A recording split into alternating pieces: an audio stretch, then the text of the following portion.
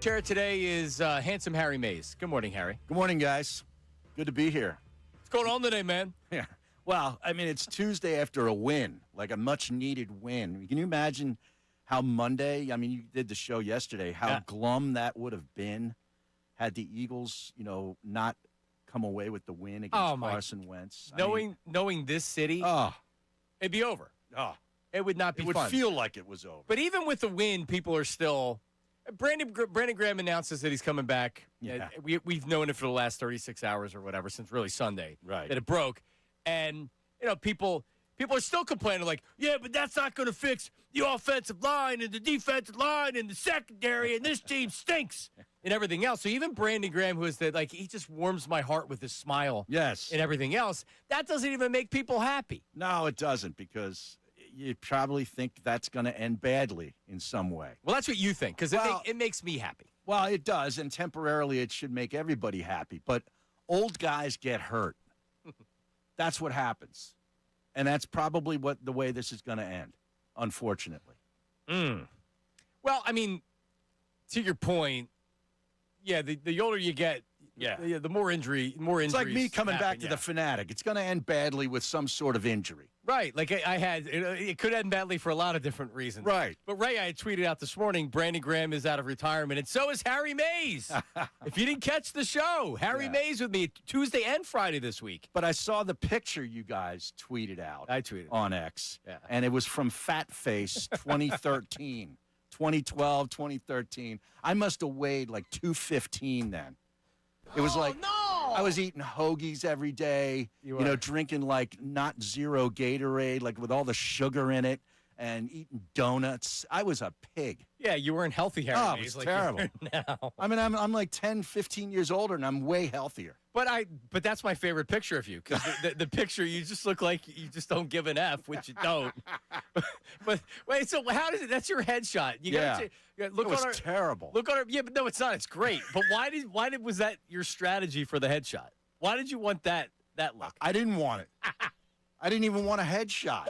Like, what's the purpose of a headshot for people in radio? What, do you go hand them out to fans? Well, yeah. The dumbest thing ever. Nobody wants a headshot of me. Sure they do. But then it goes on the website. That's I mean, come on. Yeah. You're a big star. You need the headshot. And then anytime my name ever came up in like a Radio Wars thing or whatever it was, that was the fat face picture that they used. I'm like, Kevin Kincade, can you please get another picture of me? There's a million of them out there. No, that's so humongous big. Exactly. Did you see the picture, Ray? I did see the picture. Yeah, I mean, but that's when I think of Harry. I think of the angry Harry Mays. That I was angry. You'd be angry too if you looked like that. It's like if there was GLP-1, I'd have been sticking it in my rear end every day. Oh, so that's why you're not as fat today? No, no. I don't advise that for anybody. Yeah. Get on a treadmill. All right. So, Brandon Graham. I mean, we talked about it yesterday. Schefter dropped it on Sunday, so it's something we speculated. I speculated all year long, where it's like it felt like that it was going to happen if they needed a defensive end, even if they needed a rotational guy. Now, I mean, at this point, they really need him. They're short on bodies. They are. Plus, a guy like Patrick Johnson, you really want him in there over Brandon Graham. See, now here's where I'll disagree with at least a lot of people. I actually think he can be very productive in a limited role. Talking about Brandon Graham. It'll have to be a limited role. Yeah, he's not a starter, but he played more last year than I think a lot of people anticipated because he was so productive. So knowing Brandon, he's kept himself in good enough shape to where he's not going to play this week. He's got the week of the bye, and then when they get back against the Packers, he'll be back for 10 or 15 snaps or something like that. Yeah. And you're hoping that he can bring some juice. And when he goes out on the field in pass rushing situations, or even because he's very good against the run, he's able to get penetration and tackles for losses and things like that. He doesn't solve the Eagles' issue at defensive end or edge rusher. He doesn't solve the Eagles' offensive line issues or whatever, but he helps. He helps. Yeah. He helps. So as long as everybody, like, you don't have to have the response of it's independent of the offensive line and Cam Jurgens and. I mean, to me, that's a major issue. Yesterday, Nick Sirianni, very smart, and when asked about Cam Jurgens, I haven't talked to the medical people yet. Yeah, sure you have. Yeah. But that way he doesn't have to answer any questions about it. So whether Cam Jurgens this is a serious injury, maybe he misses this game, and then there's the bye week, and he comes back after that. Regardless, he hasn't been healthy this year. Yeah. Landon Dickerson has various injuries. He hasn't been healthy this year. Everybody's banged up. So, yeah, this team still has issues independent of Brandon Graham coming back, and this doesn't change it. Well, why don't we just go out and sign Jason Kelce while we're at it? Well, I mean, why not? I mean, if he's seriously, out for this, you need a center, go get him. He's a Hall of Famer. Serious question. If Jurgens, because we don't know the severity of the knee injury. Right. If Jurgens is injured and out for the season, do you give Jason Kelce a call? Brett Toth is not the answer. Why? Okay. Well, I like the fact that he can't snap the ball into the shotgun. So Jalen Hurts has to under center. Yeah, which is actually good. Yeah, that's like an accidental benefit. Can he be like a third down back where he comes in just to snap it? Now you would know it was coming, but still. Yeah. Seriously, would you, now that Brandon Graham's coming back, I mean, I'm trying to get the band back together. Yeah, you're back on the Fanatic. Jason Martinez. Bring back all the old guys. Maybe some other people could be coming back soon. Yeah, Schwarber, Realmuto. Let's do it all. Okay? Ray Dunn, Jason Kelce. It comes out that he's going on injured reserve. Cam Jurgens, serious knee injury. Are you calling Kelce? No. No? Why not? Why? Because he's too busy? He's got too many gigs? Maybe it'll shut him up with all the other stuff he does. I know. He's on my TV. He's in front of my face every day. He might as well be in a helmet. Yes. Seriously. And that's what he wants to be. I'm not calling Jason Kelce. There's no way he's in game shape. Yeah, but, I mean, all right. So you give him the bye week. Yeah. And he comes back. You want Brett Toth out there? No beer for 2 weeks. Yeah, 2 weeks is going to undo 2 years of garage beer and podcasting. And he's got to go run the steps at the link like every day. Yeah. He's become one of us. He's a media guy. He's not in shape to play. Give me 2 weeks. All right. Could you be ready to go? No, I couldn't give up drinking. No? No. Not for 2 weeks. Not for 2 whole weeks. Not 2 whole weeks. No. No. All right. God. See, I mean, and I'm saying this tongue in cheek, but seriously, if Brett Toth is your starting center, that's a major issue. And that's why, believe me, if they come out and they say that Cam Jurgens is going to miss significant time, more than me fooling around is going to say to call up Jason Kelce to see if he wants to come back. I think you'd have. I don't even know if you'd have to call him. He's probably just he's down go there. outside, open up the window, and yell. And there he is. Seriously. But no. But what's up with Drew Kendall? They drafted this guy in the 5th round that was going to be sort of this the backup center guard kind of guy. We haven't seen him.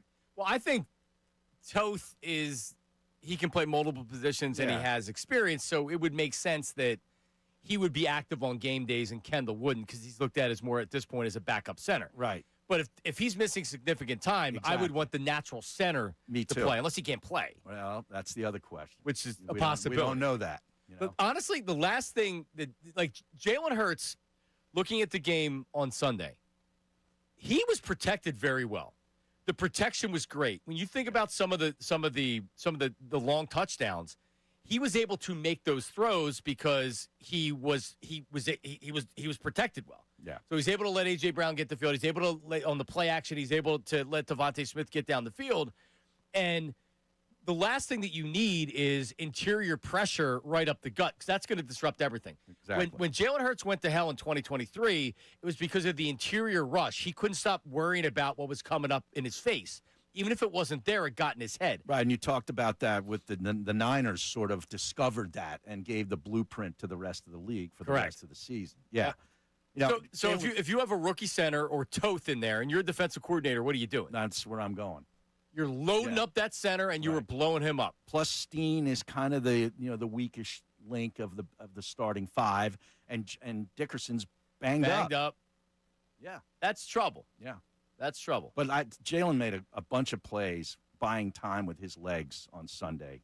It was back to more like what I look forward to out of Jalen. That 3rd and 13 that he made in the 4th quarter to me changed the game. Where he rolled to his right, he got pressure up the middle, scrambled out to his right, and found A.J., who was coming back to the ball along the sideline, and got it right there at the marker. And they ended up scoring like 3 plays later with 2 other big, nice passes from from Hurts. I thought that was the game. That was the play that sort of changed the game because it was 21-19 at that point. And if they punt there, all the momentum's with the exactly. Vikings. Started to get a little juice to their offense, And Wentz screwed it up pretty much every time. Yeah. We said that. Yeah. We said he'd do it on Friday. My One thing I got right over the weekend. My official prediction was I can't pick the Eagles to lose because Carson Wentz, but I think the game pretty much went the way I thought it was going to, which was it was going to be a very close game. I mean, they scored 7 offensive points in the first half. Right. Now, Jalen, and it was a genius move to fake on the blitz. He saw the blitz coming. He diagnosed it. He did a double move. He told A.J., normally on a blitz, A.J.'s going to do a slant because he knows it's a zero blitz. He's got to get the ball out of his hands. So him and A.J. were on the same page. They faked the slant to Isaiah Rodgers, double move, and he just had him beat. And then Jalen just had to put the ball up there. I mean, we don't see Jalen throw to spots. Right. We normally see him throw to open receivers. He was accurate. He threw it open. Yeah. He was throwing to spots, man. Yeah, he really did. I thought Flores made a huge mistake on the first drive, like dropping 8 into coverage and only rushing 3. Jalen had all day back there to find a guy, and it was eventually A.J. on a linebacker. That was I noticed that as well. I think the Vikings players were actually pissed on that particular play. But yeah, rushing 3. Yeah. And then when they sent the extra pressure, the Eagles did a very good job with taking care of it. Yep. All right, 610-632-0975. Harry Mays on Middays with Marks, 97.5 The Fanatic. Ray Dunn is here. Brandon Graham is back. What does it mean for the Eagles? What do you make of it? Kobe Dean asked after the game about the potential return of Brandon Graham. We had that for you as well. Don't go anywhere. Middays with Marks, 97.5 The Fanatic. Philadelphia is a sports city full of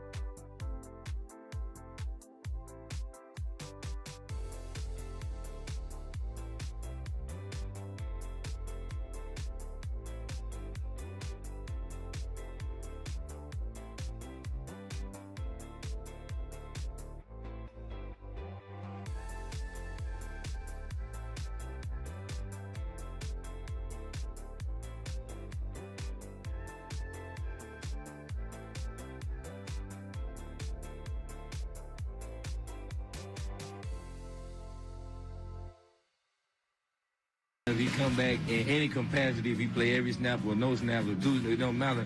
The energy that BG brings is unparalleled. So that just to have a guy in the locker room like that, it would be great. And he still can ball, for sure. Kobe Dean talking about BG, who is back. Here's the one thing. When you have the emotional sit-down press conference where you talk about your career and you hug all the people in the media, and this is not a criticism of Brandon at all, and then you're back week 7, it's like, all right, well, you just had this emotional retirement. Right. And now you're back. He never, and I said this, I don't know how many times, I said it last year when he was playing, he didn't want to retire. No. He had the storybook ending to where he felt like, well, I got to go out like this. I just won the Super Bowl. Yeah, and most often you don't get that opportunity. So you take it. But what I've figured out over all these years is these guys love to play. They love the locker room. Right. They love the guys. They just love all that. They hate camp.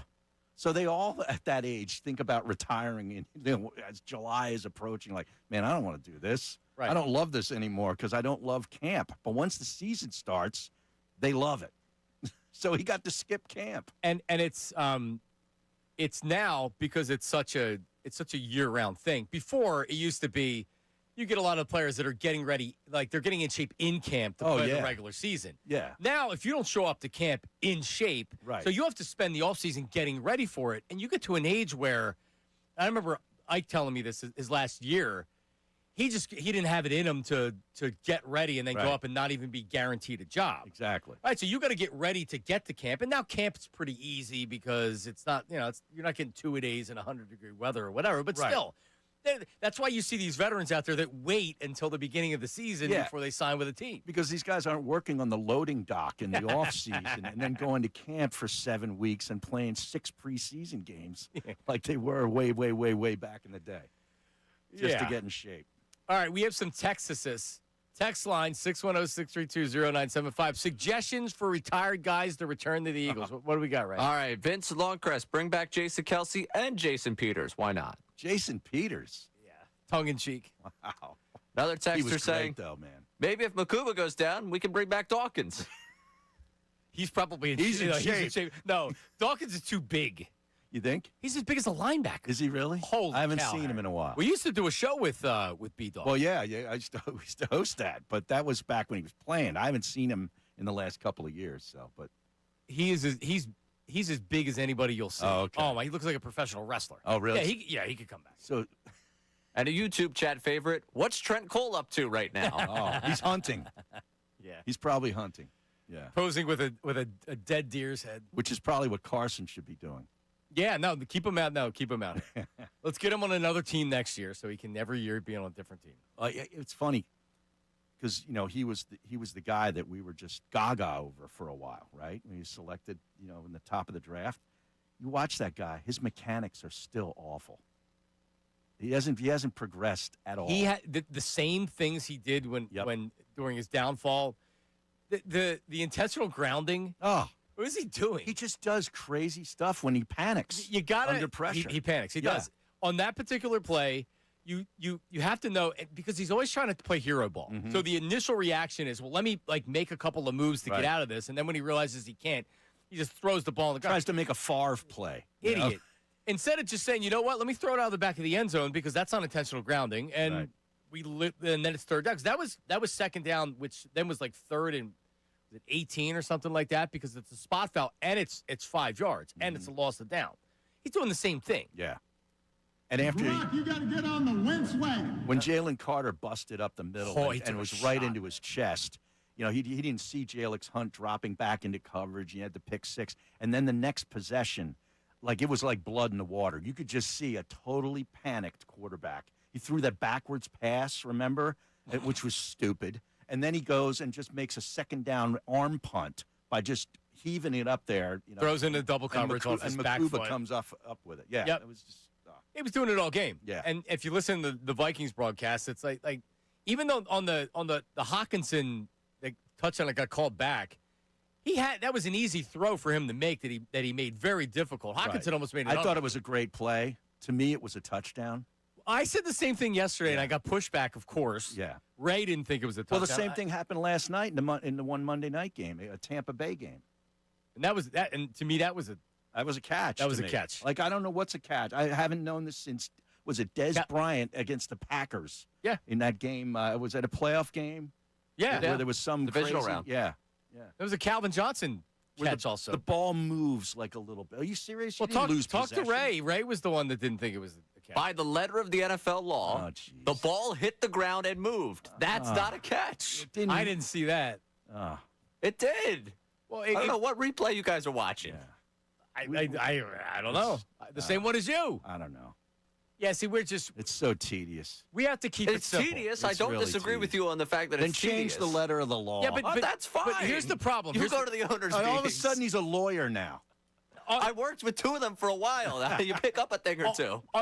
They should be required for all, and it worked in the Eagles' favor, so whatever. But they should be required to watch every play in real time rather than slow motion. Because the slower you watch it, the more it looks like that it isn't a catch or something else happened. Right.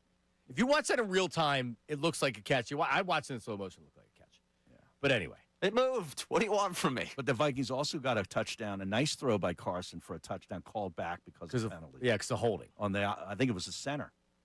Yeah. Yes, it was. Yeah. It was 64. It was the center. Yep. Greg in Bethlehem. Greg, go ahead. How are you? Good morning, guys. Greg. While nobody wants to see Juergens being out, the fact that it's forcing them to go under center, that brings play action into the mix.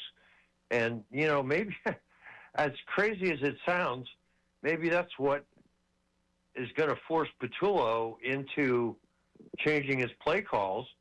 And personally, I think Hurts has a better look at the defense from under center. I don't know why that is. The running game, if you're under center, the running back has got a head start. Yes. If you're in the shotgun, you're just giving them the guy at standstill, and then he's got to make something happen. Now, maybe that helps with the vision. If you're standing back there, you can see where the hole is, but it hasn't really worked well for the Eagles this year.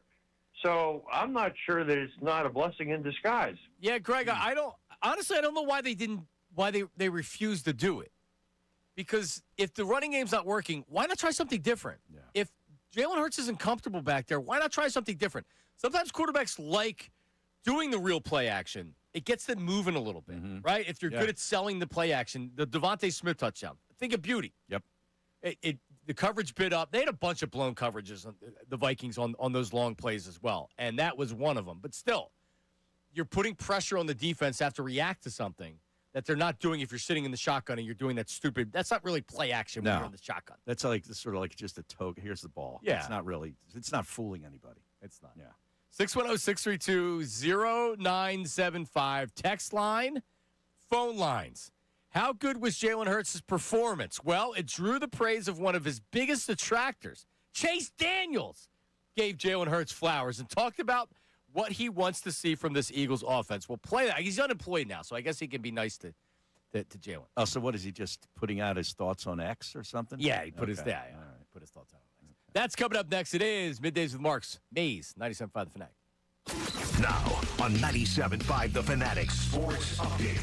The return of Brandon Graham. I'm Ray Dunn with this Fanatic Sports Update. Brandon Graham has officially returned to the Eagles. The team announced earlier today. Graham also announcing it himself. This is now year 16 for the edge rusher. He will be back with the Birds. Expected that he's going to get back onto the field following the bye. He joins a 5-2 team that got a much-needed win over the Vikings, 28-22 on Sunday. Post-game, Nick Sirianni spoke on Jalen Hurts' desire to win. A lot of people want to win, but are they willing to do the things that winning requires? And I think that's what you get with Jalen. He wants to win in the worst way, and he's willing to do anything and everything that winning requires.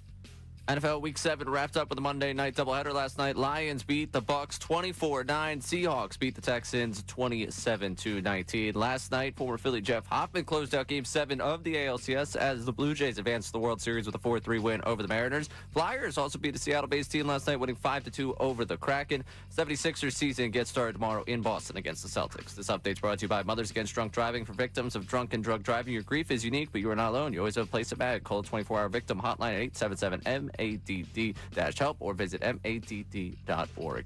I'm Ray Dunn, your home for the Sixers, Flyers, and Union. 97.5, The Fanatic.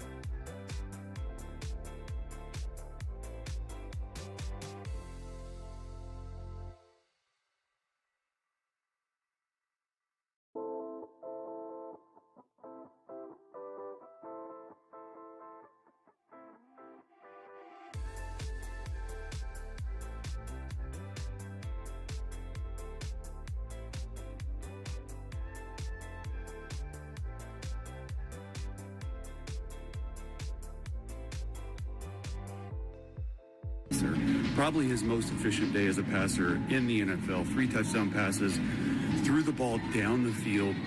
Perfect rating. Here's the thing that I really liked about the Eagles offense. It actually got under center. It wasn't predictable, and they threw the football down the field. This is the best part of Jalen Hurts' games, when he's able to unlock Smitty and he's able to unlock A.J. Brown. That'll in turn get the run game going. He's a different quarterback when you put him under center. As I just heard the announcements in the background, I stopped listening to him. Where is he doing that at? Like an airport? Airport. Really?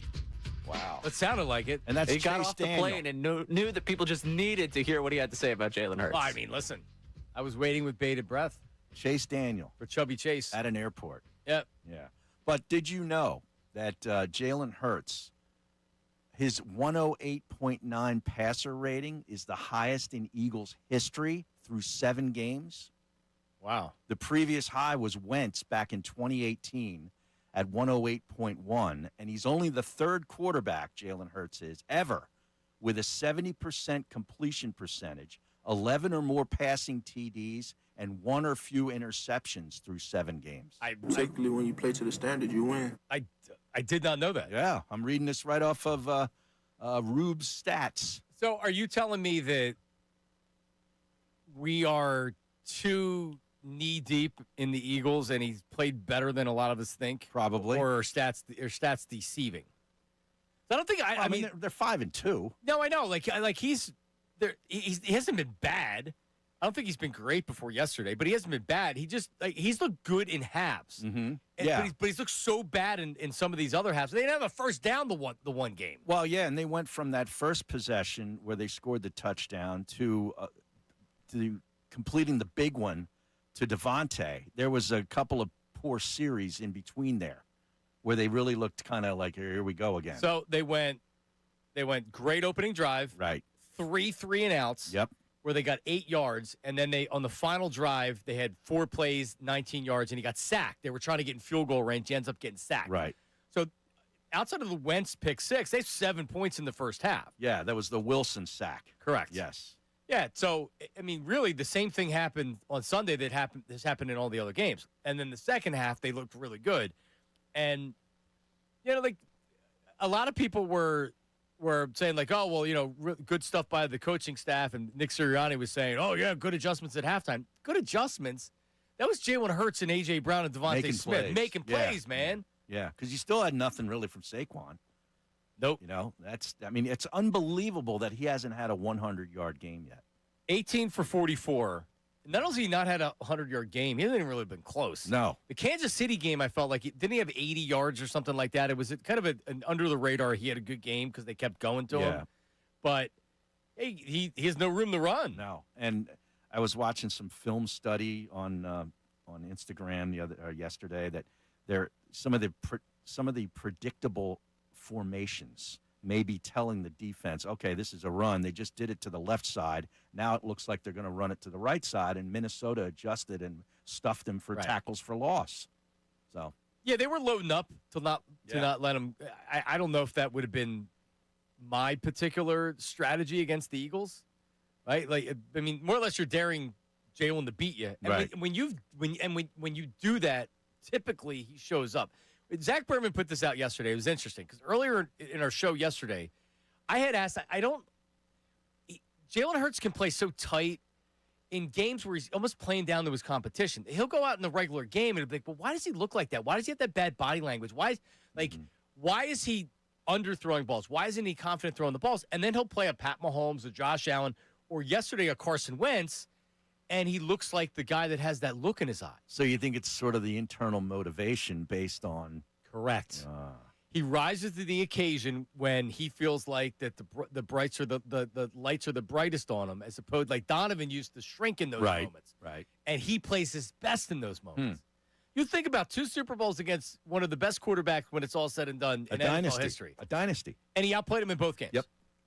And passing the ball, too. It's not just he was running all over the place. Passing the ball. And then he'll go out and he won't have a completion for a half against an average team. It's mind-boggling. It really is. So how do we motivate him this week against Jackson Dart and Scattaboo? I think you just answered it. Man, they came out and they kicked your ass in the second half. He threw an interception. It was almost a pick six. That was the game. If they don't come out this week pissed and looking to inflict punishment, the Giants can play a little bit. They can, but are the Giants going to be able to get off the mat after that debacle in Denver? I watched that game in the fourth quarter. That was so entertaining. It was a great game. I mean, you're up 19-0, and you give up, 33 in the fourth quarter? And you take the lead. Yeah. Your kicker misses the extra point. Yeah. Dart makes a great throw. It was a 4th and 19. Mm-hmm. He makes a couple plays, and it's like, wow, this dude's unbelievable. And then they can't hold it. And the Giants players were also pissed because the coverage that they had, the Broncos had 2 big completions. They get the kickoff back in 10 seconds. They're in field goal range. Right. But go figure. That's the way it is in the NFL. Yep. And poor Ray Dunn's mom and grandmother are Giants fans because they're from North Jersey. They're very upset. My mom's birthday. And they did that to her. Really? Yes. There you go. Terrible. There you go. Just horrible. So feedback is the last segment of the show. And there's 2 ways you can give feedback. Also, there was more than that because Ray will monitor the YouTube chat. But the email address is 975feedback@975thefanatic.com. And it's simple. Anything that we're talking about, whether it's sports, not sports, you want to rip something I'm wearing or whatever, if you're watching on YouTube, that's fine. They're very dialed in on your fashion. How do I look today? They said it's a Henley shirt. Oh, so you're... I just saw it. I was looking at the YouTube chat. They said it's a nice Henley shirt. That's nice. Yeah. Flag and anthem? Absolutely. Yeah, there you go. This isn't a usual shirt that I wear. So 975feedback@975thefanatic.com or the text line, 610-632-0975. If you want to be featured, just put feedback, your name and location, and then that'll catch our eye, and we'll make sure we save that. All right? Coming up next, we have some actually have recommendations on guys to bring back from the YouTube chat. Also, and I'm for real on this, they should make a call to Jason Kelce. You tell me, you want Brett Toth or Jason Kelce? If Cam Jurgens is going to be out for the season, this is an easy phone call for me. Well, if Drew Kendall can't be the guy to replace Jurgens on injury, how good is he? Yeah, if you got to put Toth in there. Yeah, Schmendel Kendall, right? I don't need him. Yeah, no, you're right. That tells you that he's not ready to play. Yeah. 610-632-0975. We talked about the running game or the lack of a running game. Hurts said after the game, the plan was to run. Should we be campaigning for throwing the ball? We have that coming up next. Middays with Marks, 97.5 The Fanatic. The Fanatic's Andrew DiCecco, the Philadelphia Inquirer's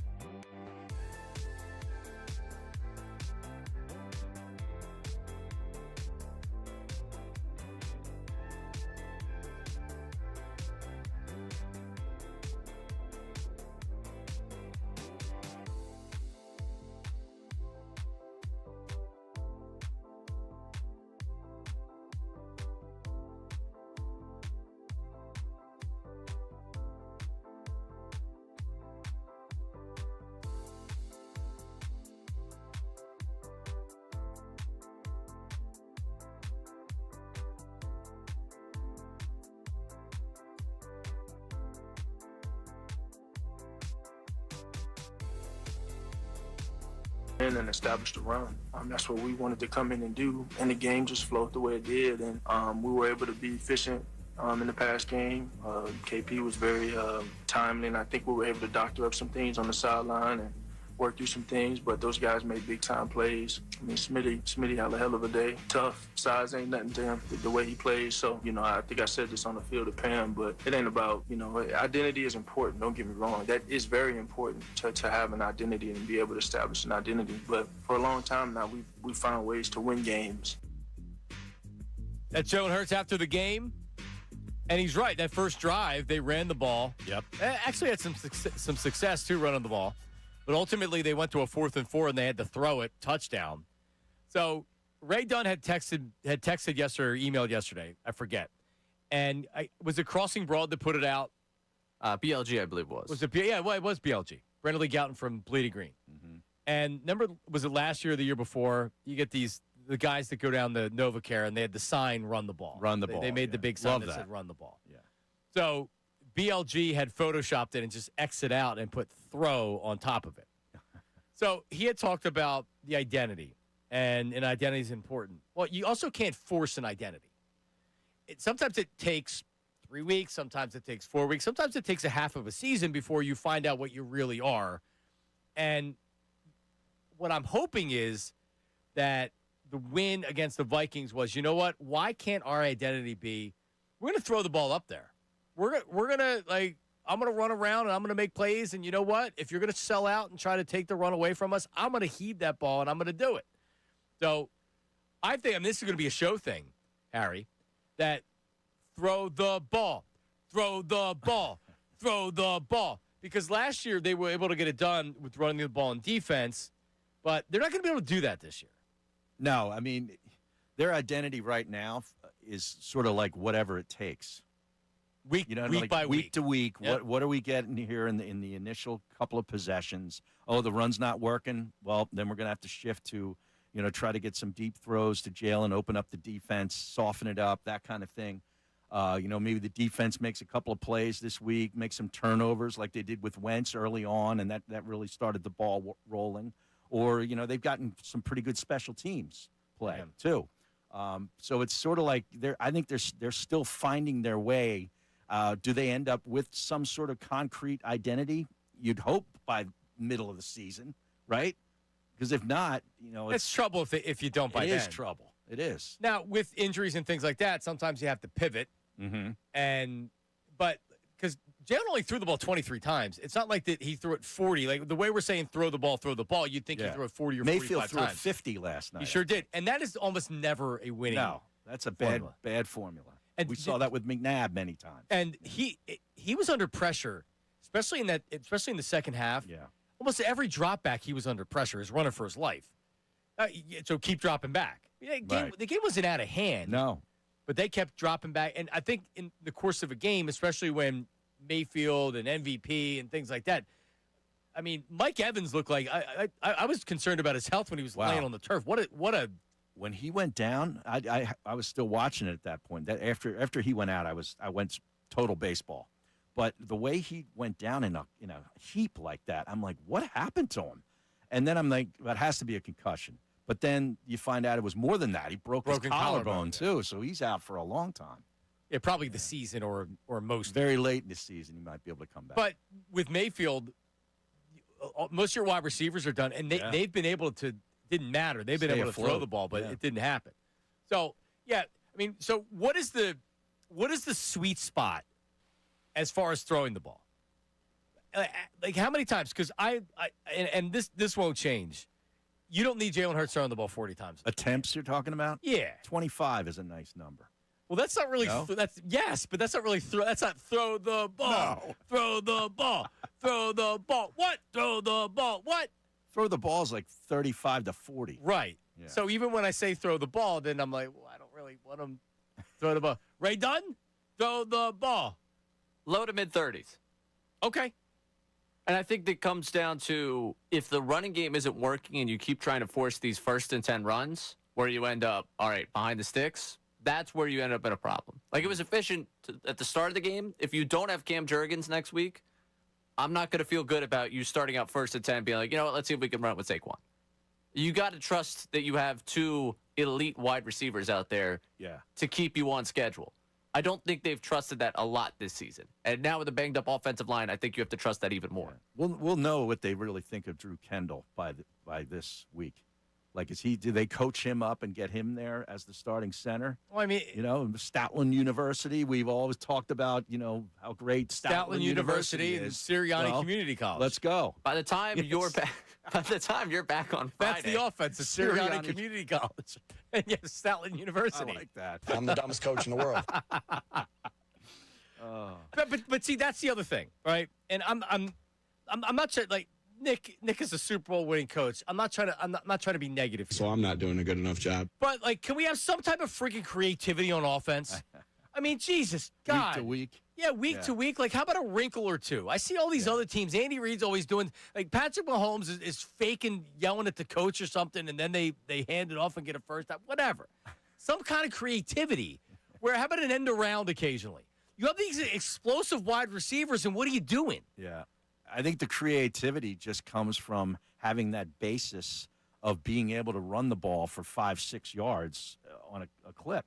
Right. That's where it comes from. And when they don't have that, everything else is now all of a sudden predictable. The most creative thing that I can, off the top of my head, from this entire season was the Dallas Goedert game where they had the in the red shovel zone pass, and they had that one little. It wasn't quite a shovel pass, but it was something where he pitched it to him, and it was very effective. So like that's where I look at it and say, you know what, that's good. That's Kevin Patullo.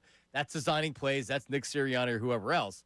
Other than that, it's let's get 3rd and 1 so we can tush push. Well, then they had this sort of the fake tush push, that was awesome. That's a good one. Yeah, and that's when you found out. Oh yeah, we've had that play in the books for a couple of years. We just decided to use it. Yeah, awesome. Dust it off finally. Yeah, and the wheel route to Saquon a couple of weeks ago. Yeah, I like that every once in a while. You need more wrinkles. And how about this? So much good. Saquon not being effective running the ball. What about using him in the passing game? Yeah. Is that a Jalen Hurts not great at getting it to the running back, or is that just something with this? Because this offense, like, there's no screen game, and I remember Nick Sirianni talking about how they really don't practice the screen game. So if you know they're blitzing, right? Andy Reid was always so good at knowing when the blitz was coming. 3rd and 12. Here comes the blitz. Donovan always sold it very well, and then you had Westbrook. Yep. Why can't Saquon be the Westbrook? Well, I think that also comes back to the offensive line being a little banged up. I mean, you need that offensive line. You don't have you could have Kelsey. Well, that's what I'm saying. Make a call. That's where we make the phone call. Make the call. Can we call him right now, live on the air? 610-632-0975. What was it? Do the deal a few years ago? Long time. Now it's make the call. Make the call. Yeah. Hashtag make the call. That's the other thing. That can be our other thing, Ray. Hashtag make the call. Throw the ball. I would say no. Throw the ball and make the call. It'll save the Eagles' season, Ray Dunn. 610-632-0975. That's the Eagles' Phillies. We've been doing back or pack. And it's time for Alec Boehm to be back or to pack. We'll get into that coming up next as we'll usher in some Phillies conversation. Middays with Marks, 97.5 The Fanatic. Now on 97.5 The Fanatic Sports Update. The return of Brandon Graham. I'm Ray Dunn with this Fanatic Sports Update. Brandon Graham has officially returned to the Eagles. Both he and the team announced earlier today. BG back for his 16th season to join edge rush room that needs the help right now. He's joining a 5-2 team that got a much-needed win over the Vikings 28-22 on Sunday. Yesterday, Nick Sirianni spoke to the media on Jalen Hurts' desire to win. A lot of people want to win, but are they willing to do the things that winning requires? And I think that's what you get with Jalen. He wants to win in the worst way, and he's willing to do anything and everything that winning requires. Elsewhere in the NFL, Week 7 wrapped up with a Monday night doubleheader. Lions beat the Bucs 24-9. Seahawks beat the Texans 27-19. Last night for Philly, Jeff Hoffman closed out Game 7 of the ALCS as the Blue Jays advanced to the World Series with a 4-3 win over the Mariners, winning that series 4-3. Flyers also beat a Seattle-based team last night, winning 5-2 over the Kraken at home. 76ers season starts tomorrow in Boston against the Celtics. This update is brought to you by Macy's Backstage. Macy's Backstage is a whole department inside your Macy's store where you can find looks all for under $30. With new arrivals every day, you never know what you'll find. Find location, Macy'sBackstage.com. I'm Ray Dunn on your home for the Sixers, Flyers, and Union. 97.5 The Fanatic and 97.5TheFanatic.com.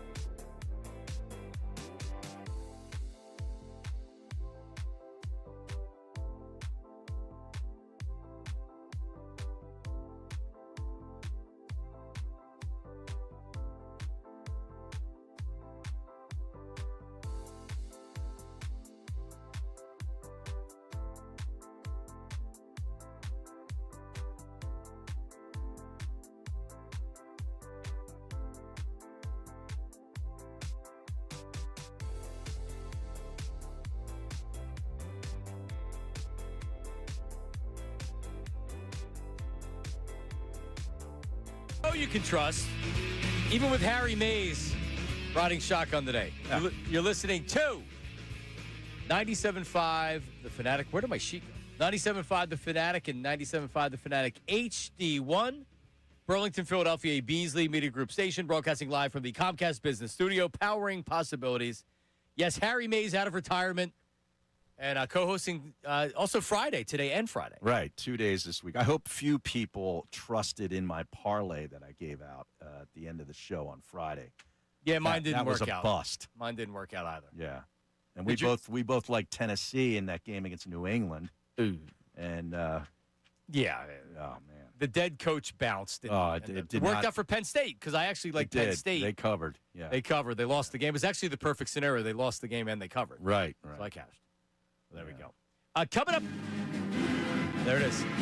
Did you see the James Franklin? I did not game watch. day thing? I did not watch College Game Day. Well, No. I just saw the video of it. He was stunned, right? And I heard Reese Davis kind of took up for him and kissed his fanny. Nick Saban said that it was unfair that he got fired. Like whatever. I'm not expecting a tough interview. He goes on game day. They're not going to roast him. Right. It's going to be an infomercial for him. I already knew that. He came off as being so fake and phony and a victim. Well, doesn't he always come across fake and phony? There's a reason why I don't like him. Yeah. And you didn't need any more of an exhibit than what you saw on game day. But he's going to have his pick of jobs, and I heard he wants to go back coaching. He doesn't want to sit idle. He's going to go back coaching. Yeah, he's going to go back. Uncle Jamie and I were talking about this. Oklahoma State makes a lot of sense because it's the Big 12, so it's not a tough conference. No. He goes to Florida, he fails. What about Florida State? Yeah, I think he fails. I mean, if I was him, he'll recruit. Everybody will be happy with 3 losses, at least for the 5 or 10 years, and he'll get to bowl games and he'll talk a good game and whatever else. What about UCLA? Because he's like a program rejuvenator. No, that program's cooked. Establishing a culture. I would not take that job. I don't think you can succeed at that job. I don't. Oklahoma State is where I would go. I'd go to the Big 12 if I was him. He'll be successful in the Big 12. I think he fails at Florida if Florida would hire him. He shouldn't go to an SEC school. Florida's looking at Kiffin, I saw. Yep. If I was Kiffin, I'd stay right where I was. Yeah, I know. But anyway, we're gonna get to Backer Pack in a second. Coming up later this hour, we're gonna play Pumpkin Patch or Maximum Security Prison. Now explain that to me, because when I heard Ray Dunn say those words, I was really confused. Right. So I was at the Pumpkin Patch over the weekend, and I got thinking the place sounds like it could be a prison. The name of the farm I was at. So I said, so now I have a list of prisons, and pumpkin patches. You and Ray are going to compete. I'm going to give you one, and you have to decide whether it's a prison or a pumpkin patch. Where do you get a list of pumpkin patches? Google. Jeez. Oh my goodness. ChatGPT. Nate did the legwork on it. Oh, okay. So I appreciate that. Well, so that's coming up. Sure, it's a good list. Last segment, absolutely. Last segment of the program. But right now, it's time for Backer Pack. The Phillies season is over. It's over, Johnny. Now it's time to ask, who should be back? And who should start to pack? Pack your bags. See ya. And I wouldn't want to be here. It's time for Back or Pack on Middays with Marks. All right, so we're going to have a couple segments to talk Phillies here. Backer Pack, Alec Boehm. I want to go last on this. I want you guys to go first. All right? Harry Mays, back or pack? Alec Boehm, he will be a free agent after next season. After next season, yeah. So you got one more year under control, not making a ton of money. Nope. Back or pack Alec Boehm? He is back for that one more year at a very reasonable number because there's just so many other sort of holes that need to be plugged. I look at him as a guy that is going to be looking for a bounce-back year in a contract year. His numbers fell off a little bit. His doubles were way down. Of course, he had some injury issues. The strikeouts per game, I think, actually the number came up a little bit. So he's looking at a contract year, and I'm bringing him back because he's not going to be expensive. Okay. For that 1 year. All right. Reasonable argument by Harry Mays. Yeah. Ray Dunn, Alec Boehm, back or pack? I'll go to the back side of this one, but I want to, I guess, put this in a couple different categories. I'm not telling him to buy in Philadelphia. I'm telling him to continue renting. Oh, okay. That's Alec, the idea. You're here. giving advice to Alec. Yeah, you're back, but like you're not back to the point where like you should set up a permanent address. Right. You're back, but like I'm gonna keep placing the phone call of like, hey, anybody interested in a third baseman that started the All-Star game in 2024? I don't necessarily think I'm gonna get the return that I want for Alec Boehm, so I'm gonna still listen. I think I'm going to be forced into a situation where he's back, but I'm not going to promise him, hey, man, set down roots here. Sure. Yeah, and I would be shocked if there's any extension talk or anything like that. With Kyle Schwarber in his pending free agency, they at least tried to make a deal. I don't sense that's happening here. So Alec Boehm, back or pack? Well, I'm not giving him the number of my realtor to get a rental.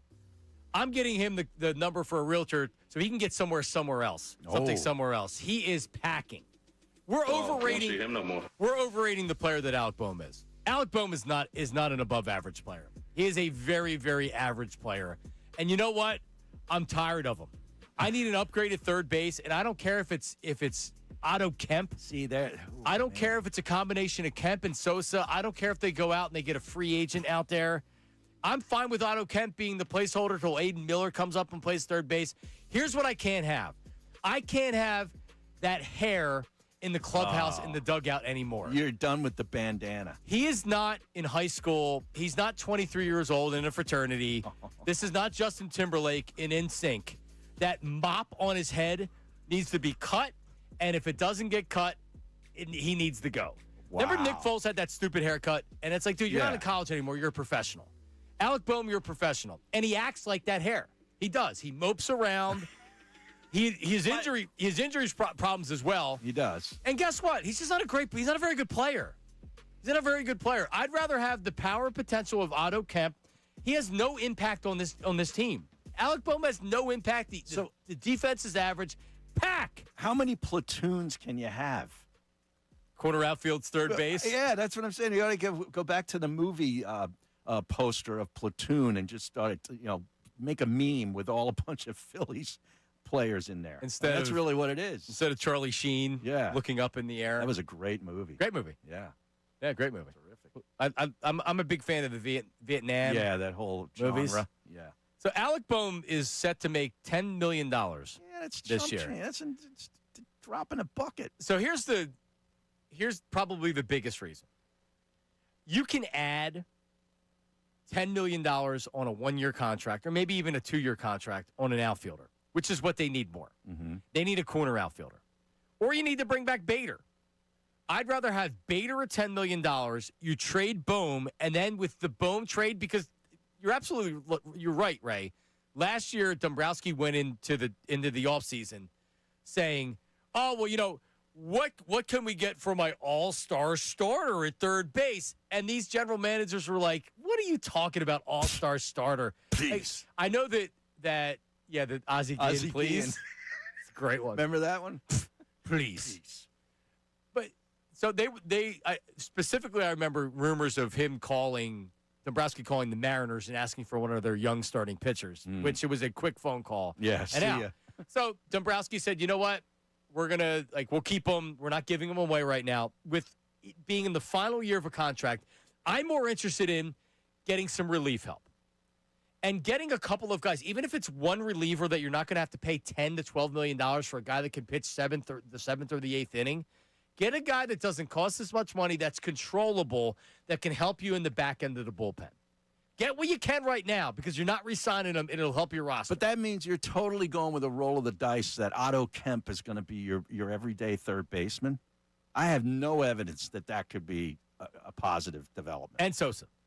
Oh, so it's the platoon of Sosa and Kemp. It's a combination. I mean, frankly, what are we talking about with Alec Boehm? Well, you could pencil him in there every day. Yeah, as an average player. I can have Otto Kemp with more power potential. For $10 million. That's kind of an average number. Right. So I want to take because everybody needs to agree on this. The Phillies don't have an unlimited payroll. So that $10 million can be utilized in different areas. Like an outfielder.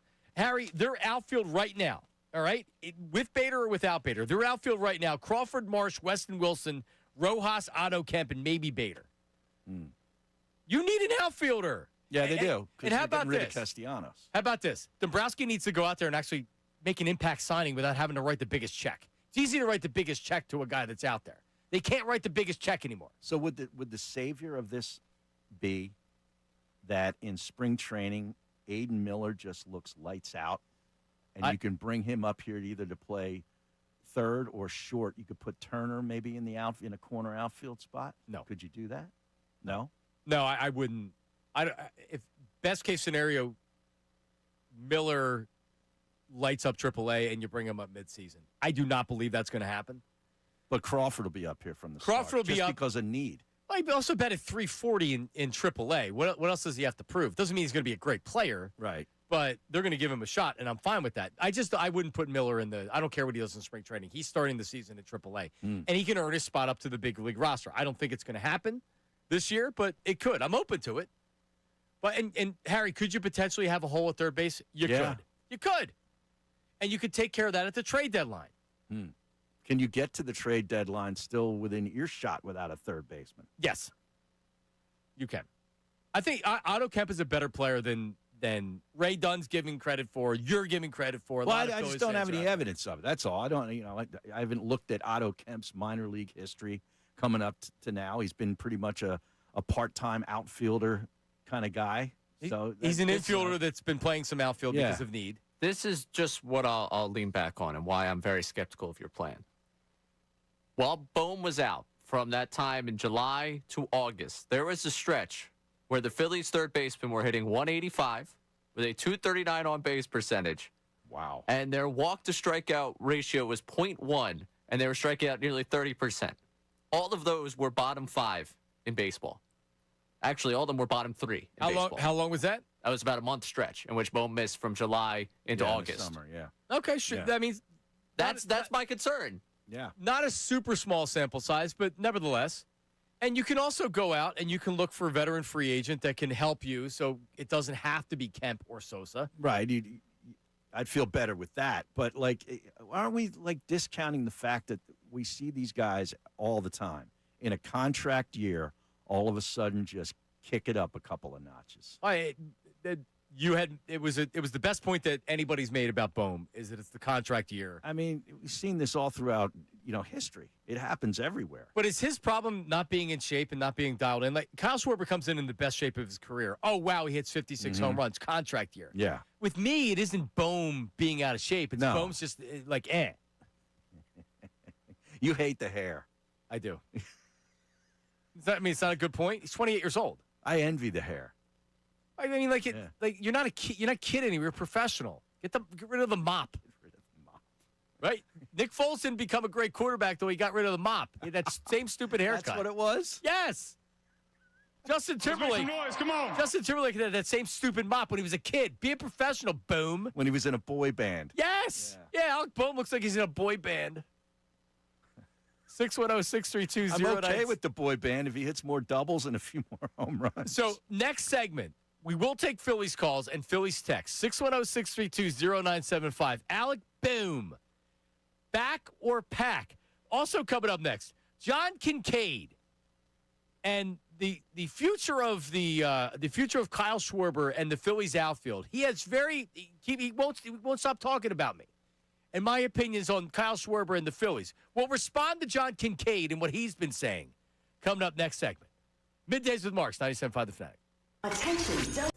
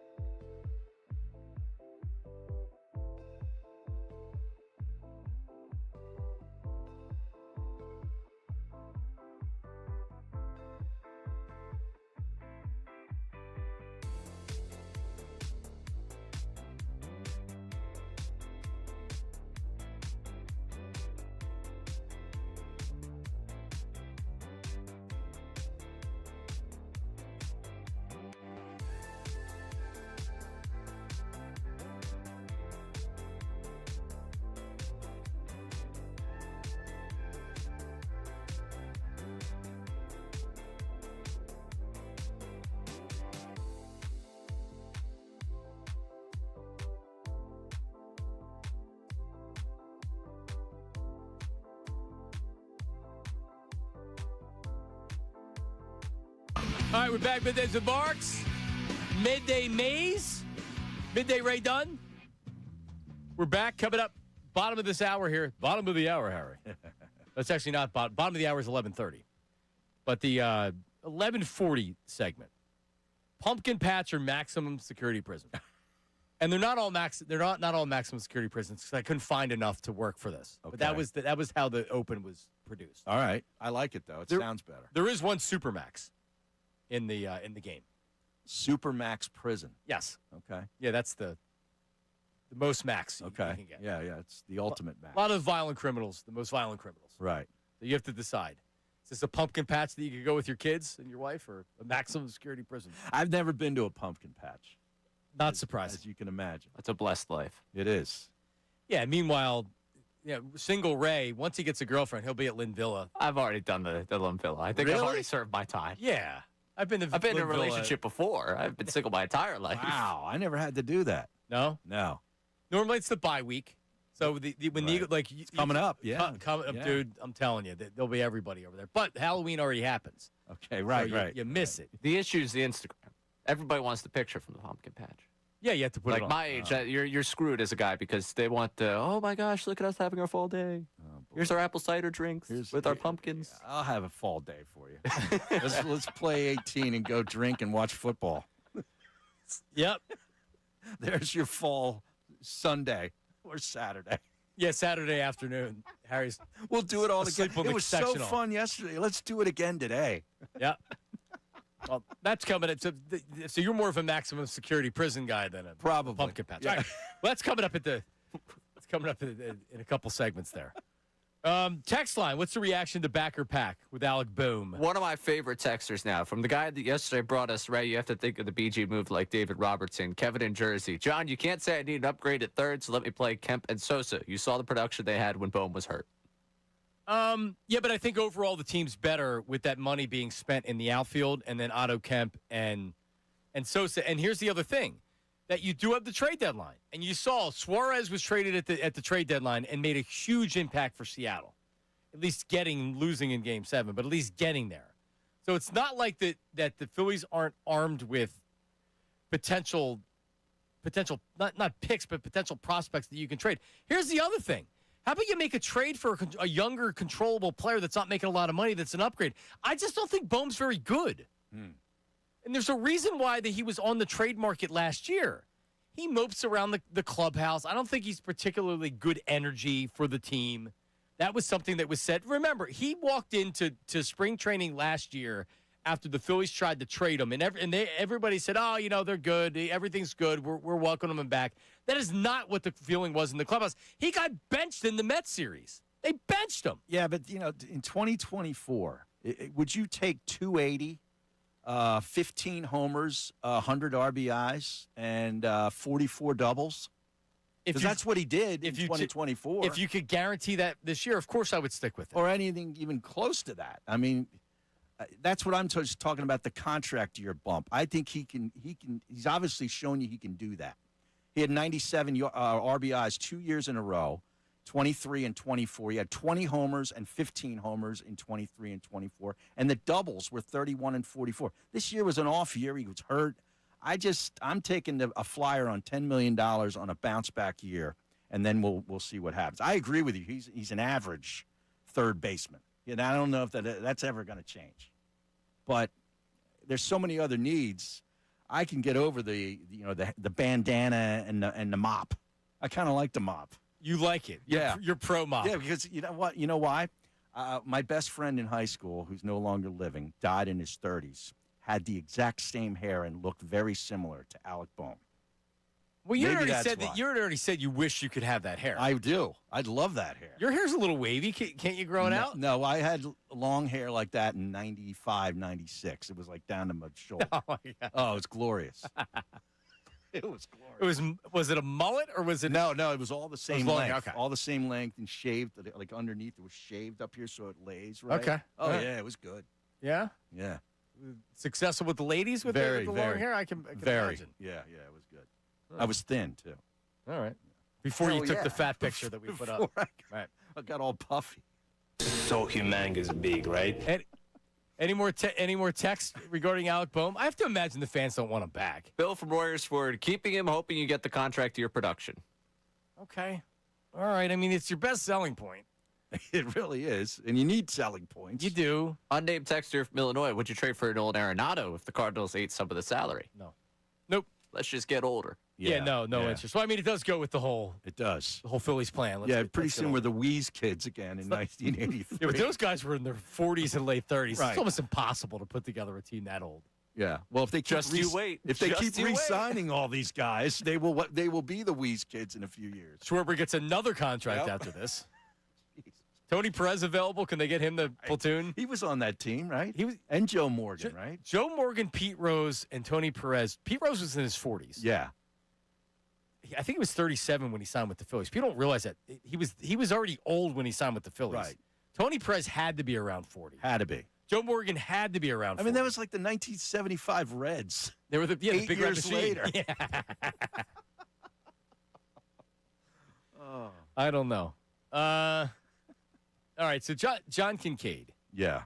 What did he do? Well, and I didn't even hear it, but I guess I wasn't in the car during it. But he was texting me yesterday when we were talking about the Kyle Schwarber. So John is against bringing back Kyle Schwarber, JT Realmuto. He doesn't want to get older. He doesn't want to bring the old guys back.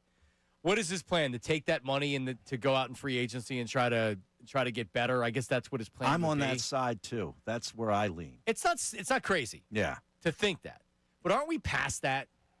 Isn't it the decision already? Like, I could sit here in fantasy land and also like scream till I'm blue in the face, saying, "No, they shouldn't re-sign Schwarber. No, they shouldn't re-sign JT Realmuto." If you're in the window of opportunity right now, to where you're trying to win right now, what are you using the money with Kyle Schwarber? Let's say it's $30 million a year. Let's say JT Realmuto is $15 million a year. What are you going out and doing? Could be 5 years, $30 million for Schwarber. You really want to do that? I don't think he's ever going to approach the numbers that he put up home run wise this year. But I don't. But is he a 45 home run guy next year and the following year? See, I don't think Kyle Schwarber, he's not as old as a lot of people think. He's going to be 33. No, he just next looks year. older. Right. You would think that he's 35, 36. Yeah. He looks kind of like an offensive lineman in his mid-30s. He does. Yeah. That the Eagles would be bringing back to play center. Right, with Brandon Graham. Right. Bring back Kyle Schwarber. Yeah. But, see, I think because he's a DH, which also plays into it, right. but I think his game, his power game continues. I'd sign him for 2 or 3 years, but you're not going to be able to get that. No. That's the problem. If you have Trey Turner and Bryce Harper, you're pot committed right now to trying to win now. Mm-hmm. What gives you the best possibility of winning in the next 2 years? It's absolutely re-signing Schwarber. Well, 100%. Right, because the two other guys you just mentioned, if they don't hit in the clutch in games in October, it doesn't matter how much or how little you spend. You're probably not winning. It goes back to those two guys. I'm not saying that I like the position the Phillies are in, because I don't. But they've painted themselves into a corner where they more or less really have to do this. Because if you're not re-signing Realmuto, you need a catcher. Right. And you're going to go out and spend free agent dollars on a catcher? And then who is it and how much money are you paying him? If you're not going to re-sign Schwarber, you're going to give 10 years to Kyle Tucker? He wasn't great last year. But if you go and can find a younger catcher that you can sign for an extended period, you get younger at a position where guys get old really fast. I didn't see a drop-off from JT last year. No, but defensively, he was still really good. Yeah. And second half of the season, offensively, he was good. It's like Russian roulette. It's gonna happen. The best, if you're trying to win a World Series in the next 2 years, the best course of action is to re-sign Schwarber and JT. And because you could say don't re-sign them, but then and that's the other thing is that I'm already like I'm not gonna live in fantasy land, and that's where John's living right now. The Phillies are re-signing JT Realmuto and Kyle Schwarber. So you may disagree with that. Aren't we already past whether or not you feel like they should or not? Both. They are. They are. They're both coming back. Ray, what's the odds that Kyle Schwarber's not coming back? 25%. Oh, I say 5%. And what is that? The Yankees or Red Sox just throwing an Go 6 years? absorbent, yeah, like an extra year. I know we dismissed this when I said it a couple weeks ago. There is a chance you look around that clubhouse and say, you're getting old, you're getting old, you're getting old, I'm getting old. Maybe I should go somewhere else. Like, if the dollars are, like, similar and they're not going to just break the bank to bring you back, if someone says, here's 5 years, some crazy $30 billion thing that he wants, right, and he's like, I got a better chance to win there, why wouldn't he? Or if you have a guy like Boris, we'll pump up the AAV of the contract and give you an option to opt out after 2 years, right, and go get another contract. That's typically what happens. I think he gets 4 to 5 at around $30 million a year, and that's what he gets. And if somebody wants to go 6 years, which is crazy, then, the Phillies aren't going to be outbid. I'm just going to break it to you. I can live in fantasy land and say, no, don't sign Schwarber, get younger. It's not going to happen. So I can have the fantasy land conversations, or I could say, you know what? How you're going to need to improve the team is with Schwarber and Real Muto, because they're coming back. So I'm not going to live in fantasy land. Dave Dombrowski's going to have to make moves on the edges, or he's going to have to be creative. He's got to be more productive in what he does. And by the way, Kyle Schwarber had 56 home runs last year. You're going to let him walk? Yeah, sure, that's going to happen. Because he's going to do that again. Is he going to hit 45? He could hit 38. I don't know. But he's not hitting 56. Okay, but do you expect him to not be productive in the next 2 to 3 years? I think he's going to be as productive, not as productive, but he's still going to be your most productive offensive player. Well, it's also, mid-30s guys get hurt. What if he spends 2 months on the DL? Could. You're right. That's very possible. I mean, I know he's just the DH. He's not injured. No. He hasn't been injured. There's no history. Bryce, going by this conversation, just trade Bryce Harper, too. Let's just start over. There's a lot of people out there saying, I wish they could. Well, Trey Turner, but they sure. can't. 610-632-0975. So today marks an anniversary in Phillies history. Coming up, we look back on this date in 2009, the NLCS clincher, which was a good one. Plus your calls and texts on the Phillies. That's next. Middays with Marks, 97.5 The Fanatic. Now on 97.5 The Fanatic Sports Update. The return of Brandon Graham. I'm Ray Dunn with this Fanatic Sports Update. Brandon Graham has officially returned to the Birds. The team and he both announced earlier today it'll be his 16th season in the NFL. He joins a depleted edge rusher group and joins a 5-2 team that got a much-needed win over the Vikings 28-22 on Sunday. Yesterday, Nick Sirianni spoke on Jalen Hurts' desire to win. A lot of people want to win, but are they willing to do the things that winning requires? And I think that's what you get with Jalen. He wants to win in the worst way, and he's willing to do anything and everything that winning requires. Elsewhere in the NFL, Week 7 wrapped up with a Monday night doubleheader where the Lions beat the Bucs 24-9. Seahawks beat the Texans 27-19. Last night, former Philly Jeff Hoffman closed out Game 7 of the ALCS as the Blue Jays advanced to the World Series with a 4-3 win over the Mariners. Flyers also beat a Seattle-based team last night, winning 5-2 over the Kraken. 76ers season starts tomorrow in Boston against the Celtics. This update's brought to you by Allstate. Wish you could save on home insurance? With Allstate, you could easily save and get quality protection. Check Allstate first for a quote today. You're in good hands with Allstate. I'm Ray Dunn on your home for the Sixers, Flyers, and Union. 97.5 The Fanatic, 97.5thefanatic.com.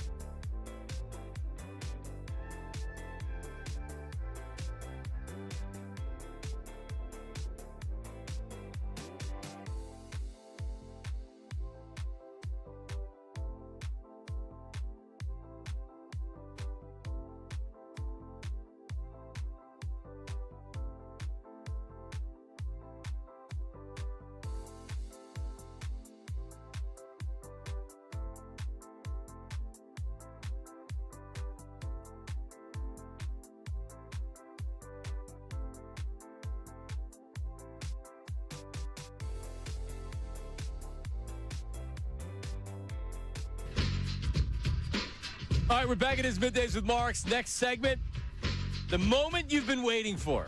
We play Pumpkin Patch or Maximum Security Prison, Harry Mays. Have you been to prison before? No, I just visited some prisons to like Alcatraz. I checked it out. Oh, as a tourist. As a tourist. So you meant as a... At the Eastern State Penitentiary. I went to that Halloween. They do the Halloween that's not things what I'm there. talking about. No. That's not what I Capone thought he cell. meant. No. I didn't think he meant that by visiting prisons. No. Right. It's like, all right, Yeah, Harry. but I had a conjugal visit with a old girlfriend one time. In prison? No, I'm kidding. That would be awesome. I'm kidding. Every hour I work talk with about them, what I that learn would be something. like. Jeez, man. That'd be something. That would be. Conjugal. Yeah. I didn't think of that. Right. That's exactly what I thought he was talking about. I was like, hey, Harry, every hour I learned something new about you. Yeah. No friends or family members that you went in? No. And, no? Oh. No. Never. We're law-abiding people. No, I know. Like, how about county lockup? No county lockup. Wow. No. I've been handcuffed to a bench before in Delaware. To a bench. Yeah. In the police station? Yeah, Like, yeah. Oh, yeah. Yeah, I was 20. I gave the last weekend of the season, I gave a fake ID, the same fake ID I'd been given to them the entire season to let me in. And they're like, oh, this is fake. And then there's a cop standing right next to me. So they took me back to some kangaroo, lower Delaware friggin' police station. They fingerprinted me. I got fingerprinted. Okay. Yeah. Oh, yeah. They chained me to a bench. And they cuffed you to a bench because they thought you'd run out of the place? Not sure. Wow. Not sure. Yep. So that was my lone time being arrested. And it wasn't really being arrested, but still. No jail time right there. Sounds like you were arrested.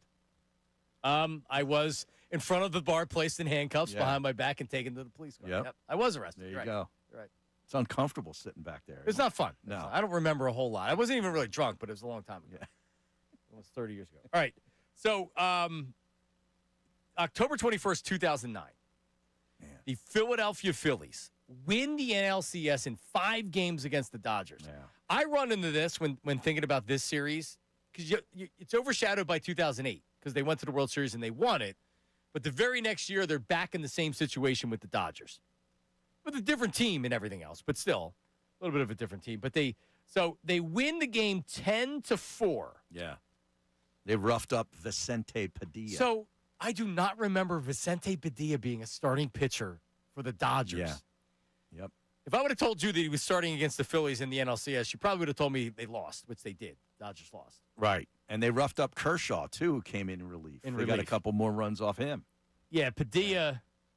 Did they have an open? No, because Padilla, he definitely started. He went 3 innings and gave up a bunch of runs. Yeah, but, 2 homers.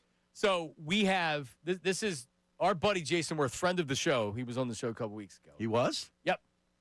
Oh, yeah, he was great. Where's he? What's he doing? His horse racing stuff. Okay. So good. You're like, hey, you want to come on? We'll plug your horse racing thing. And he's like, absolutely. And he was great.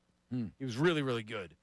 But Jason Worth, 15 home runs in the postseason. That's incredible. 15. What a run. He had 2 home runs in this game, but this was so here's the situation. There's 2 outs. Padilla goes down, runners on first and second. So you have Chase Utley on second, Ryan Howard on first.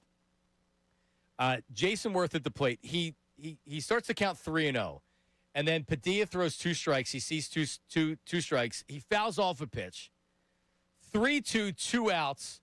Jason Worth at the plate. Bottom of the first inning. There's chants of "Beat LA" in the background by the crowd, and here's how it sounded. High fly ball hit well to right. Ethier back at the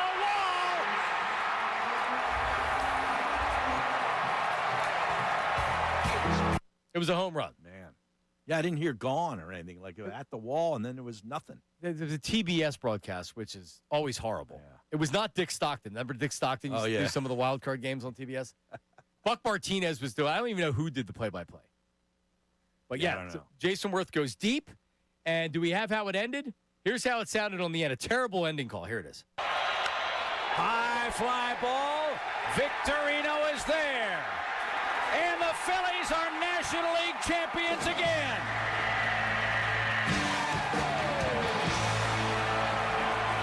Victorino had a big game, too. He sure did. Victorino was awesome, Yeah, too. he was. He was a great player. They were fun. Man, they were. 10-4 was the final score. The Cole Hamels started, didn't even make it 5. He gave up. Right. He wasn't great. It was one of the few games he wasn't great. Right.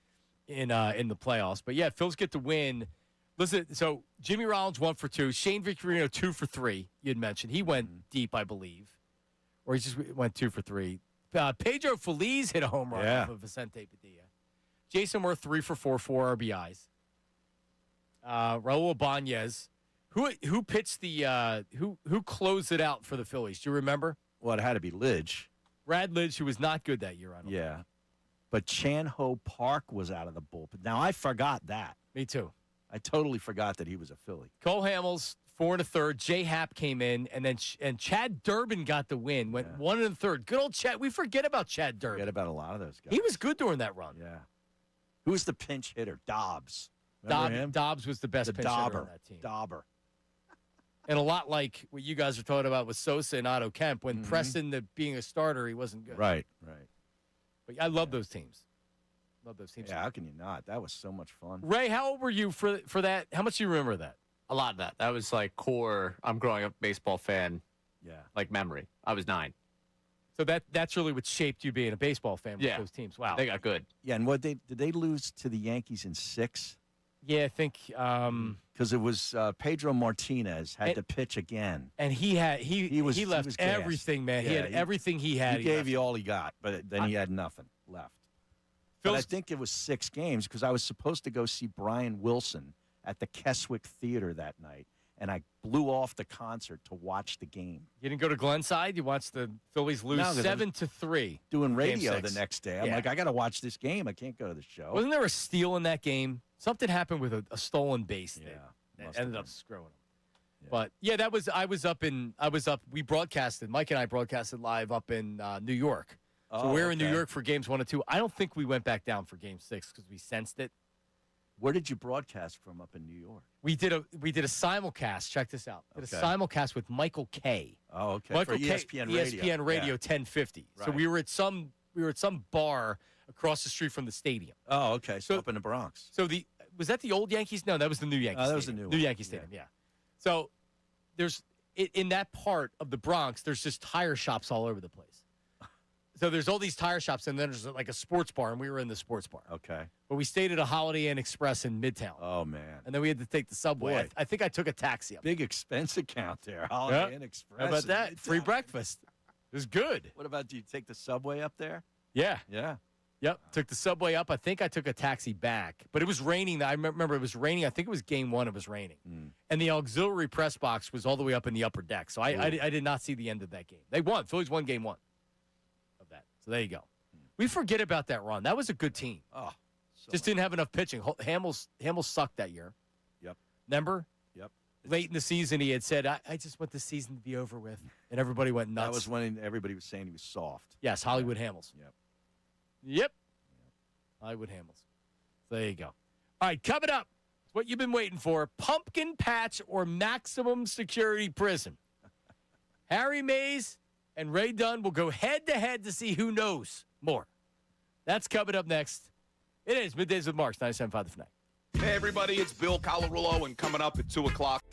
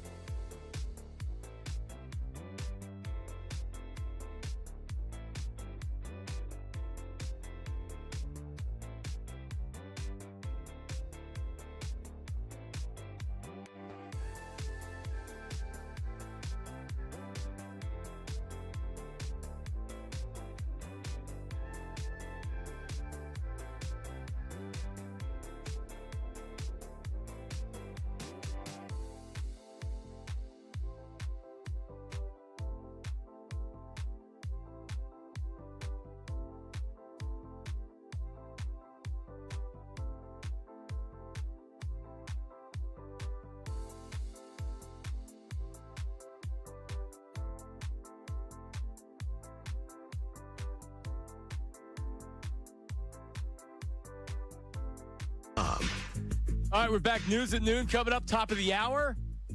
But it's time to play Pumpkin Patch or Maximum Security Prison. Hit it. Is it a pumpkin patch? We go to the pumpkin patch. Or maximum security prison? I felt like I was at both on Saturday, by the way, Harry. Yes. How long was this trip? It wasn't bad. It's the place across the street where I live. I literally walk there. Okay. And it's not like a true pumpkin patch. It's just that any of these farms, they make a ton of money doing it. Sure. I did a hay ride. Hayride, yeah. Corn maze. Right. Hot cocoa. Yeah, there was actually a beer truck that was there. So there was Trouble Ends Brewing. Oh, there. nice. Yeah, so there was. Some IPAs were enjoyed. No, I hate beer. Do you? Yeah, I like Miller Lite. That's it. I don't like these IPAs. My wife went and got a beer and she gave me a sip, and I was like, this is disgusting. She's like, I know. People would say that Miller Lite is not beer. I would disagree. I like High Life. Yeah, I don't. I am not a Big fan of High Life. Yeah. Are you one of these beer snobs that's like, well, let me have a nice rich IPA? Yeah. I can go for the $2 beer or the $12 beer. Whatever you're serving me, I'm good with. Yeah, whatever you. I'm not a beer snob, so I just give me light beer and give me liquor. I like the high noons. I don't know what to tell you. Shot in a beer. Yeah. No, just Miller Lite or high noons. All right, so here's how we're going to play. Okay. Ray and Harry are going to go head to head. All right, so I'm going to ask you. I'm going to give you an example, and then you both have to vote whether it's a prison or a pumpkin patch. Okay. All right, it's that simple. First to 5 wins. All right, you ready? Pelican Bay. That's a prison. That's got to be a prison. That's Correct. a prison. It's the highest security prison, which houses the state's most violent criminals in Crescent City, California. California, yeah. All right. I think that's Northern California. Crescent City's Northern California? I think so. Okay. Good Feels California right. knowledge. Yeah. All right, let's go Coffee Creek. See, Somehow also a prison. Harry? I would say prison because it sounds too easy to be a pumpkin patch. That's true. That actually only houses women in Oregon. Really? Yep. There you go. A lot of West Coast prisons so far. All right, we're going to go with Moose Lake. That's got to be a That's pumpkin a pumpkin patch.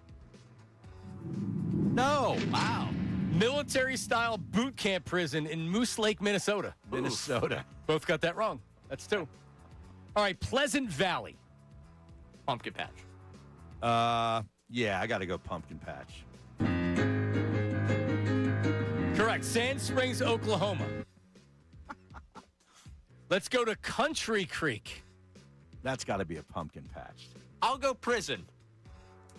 There you go. There you go. Harry's got 4.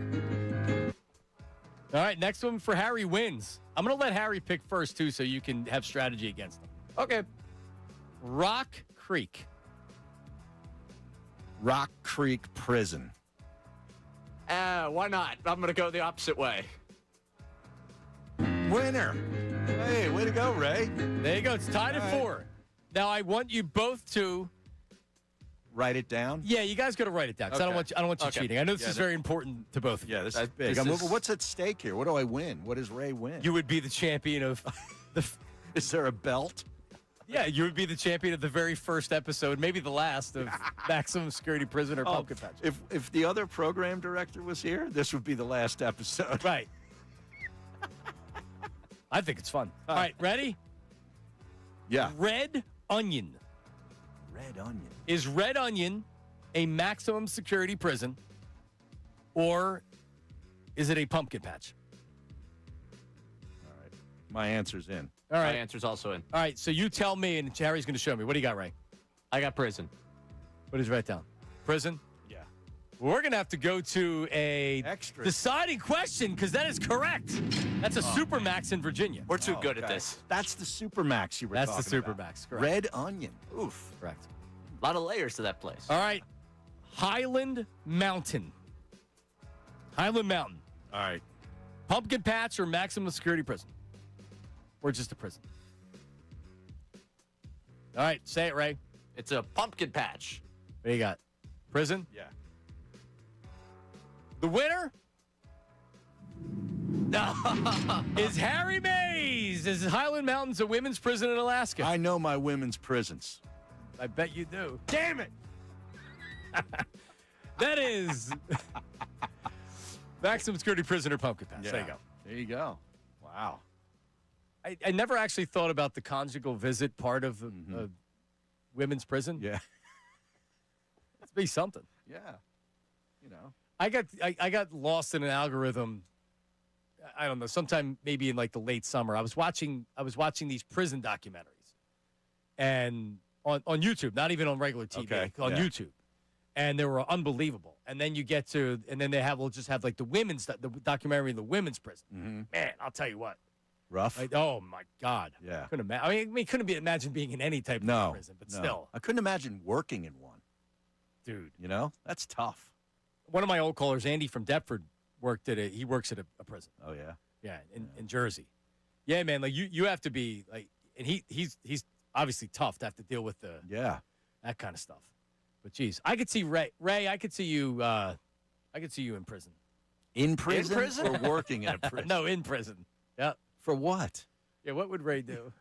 Seriously. Credit card fraud, something like that. Well, they'll send you to prison for credit card fraud.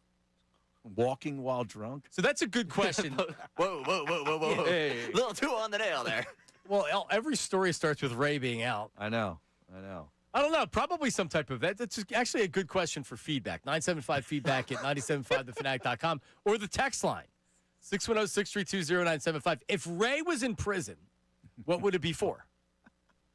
Oh, no. Wrong answers only. We'll play them for you at the final segment of the show.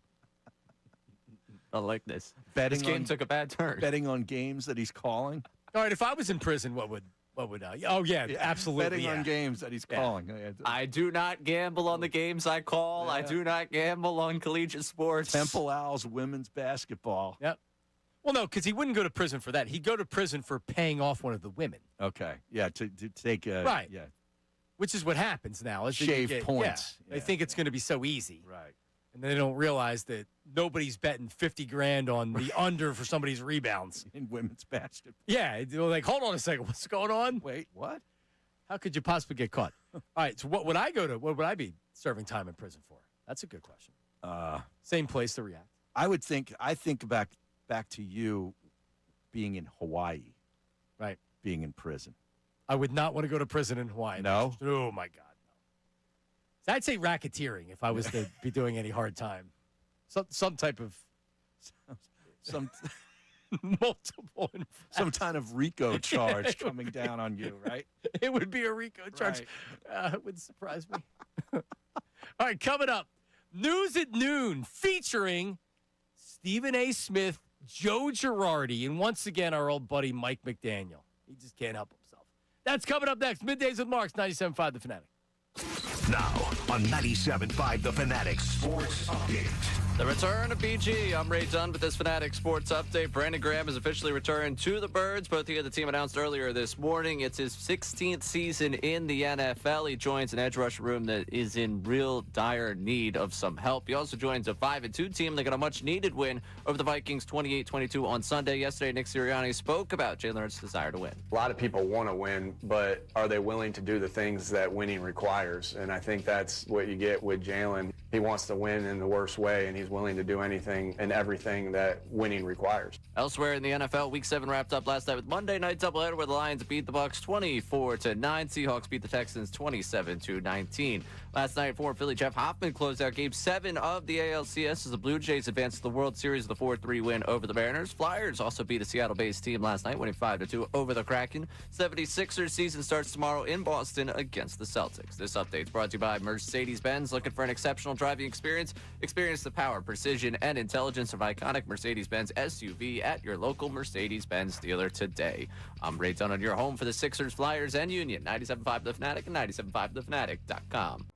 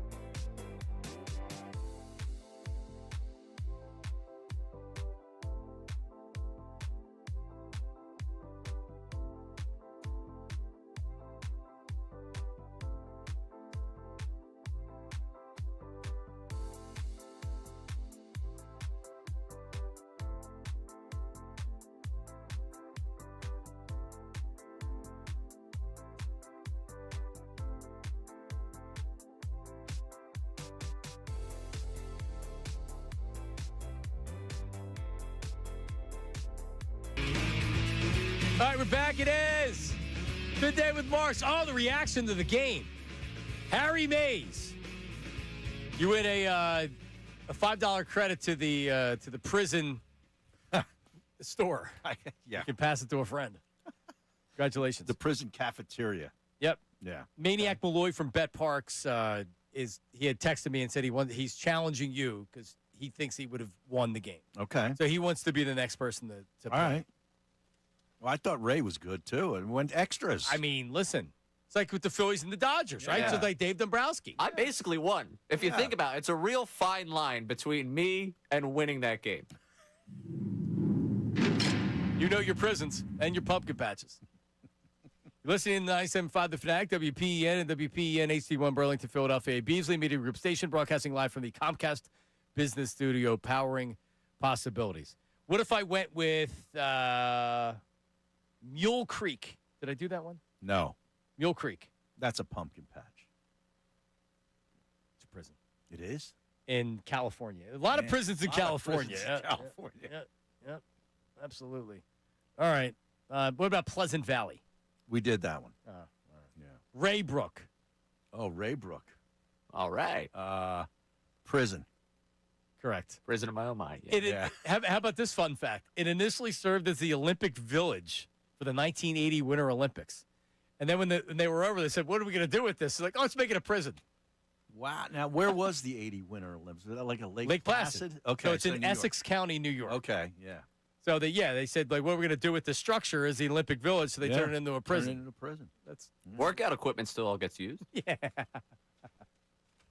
Time for the news at noon. This city needs its news. Now, it's time for I'd like to be remembered as a good newsman. the News at Noon It's the coolest story I've ever heard in my entire life. That's insane. with Ray Dunn.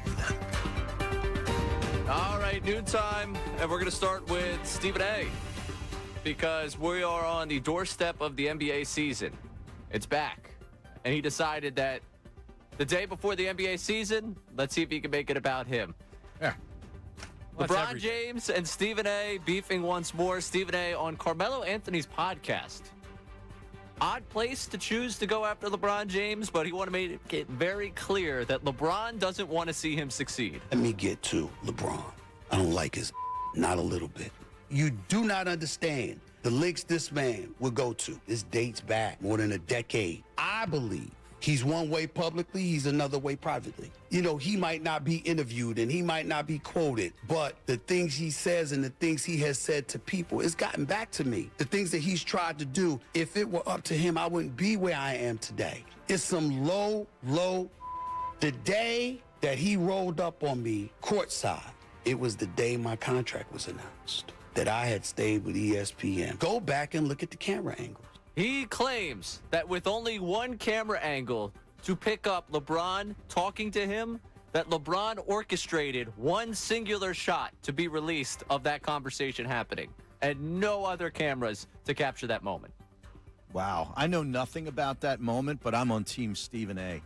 Yeah, I'm never on Team Stephen A, but No? I don't doubt anything that he says. Yeah, sure. Of course LeBron hates him. I would too if I was LeBron. Why? All he does is talk, yap. It's his job to do. I'm not saying LeBron's right. LeBron is, for the amount of success he has had, one of the greatest players to ever play, he is so insecure about everything. Oh, totally. Yeah, absolutely. Which a lot of athletes that good are. A lot of people that good are insecure. So Stephen A, yap, and Stephen A's got to be the star. Yeah. That video being released is the best thing to happen for Stephen A because LeBron actually is confronting him on the court. He's easy to make look like a bad guy, LeBron, and he hates being the bad guy. Yeah. Yep. Hates it. He doesn't like wearing the black hat in the league. Nope. You know? Yeah, so like, and what Stephen A said, I'm sure a lot of it's true or not, or I believe Stephen A. Smith. You know what you do? Or what a normal person would do? Just like move on from it and ignore it. But that's not what that's why Stephen A makes $30 million a year, whatever. Right, but you'd think LeBron and his station in life and his career should be able to just dust that off same too. thing. And he can't. You got two egomaniacs. Yeah. Play the beginning first couple of seconds of that cut, because I just love listening to this. Let me get to LeBron. I don't like his not a little bit. Let me You get do to not LeBron. I love that. I don't like his ass. Not even a little bit. He's an actor more than anything else right now. Yeah. Stephen A. Smith is so full of crap with everything. Mm-hmm. But that's people that get mad at Stephen A. and Skip Bayless because they don't even know what they're talking about half the time. They invented it. You can get mad at them for inventing this type of media. Yeah, that's really where it came from. Remember, Stephen A. did radio here. He was being sort of worked out here. When we first went to FM. FM, yeah. They brought in Stephen A. I think it was for more of hey, Stephen A's on the air, but could it have? Because at that point in his career, I think he used that as a way to become the Stephen A. he is now. Right. He left ESPN. He was doing a Fox Sports radio show. Do you remember that? A morning Fox Sports radio show that failed. He was gone almost immediately. And he was doing some politics, and then he went back to ESPN, and that's when the whole Skip and Stephen A. stuff, that's when First Take started. Right. Because it went from being cold pizza with the two live stews. Oh, yeah. But yeah, Stephen A. was on 97.5 The Fanatic with you. Or was it Schwartz? No, Schwartzman. Yeah. Boy, Stephen A. Smith. My good buddy, Stephen A. All right, Ray, what do you got? Moving on. I'm sorry. Mike McDaniel's going to continue to pop up in the news at noon. This is the car crash I can't look away from because he got a chance to address whether or not Tua would be his quarterback this week, and he really, really gave a nice vote of confidence. Yeah, he's going to take the snaps this week, and he's going to be our starter this week, and my expectation is that we don't throw 10 picks.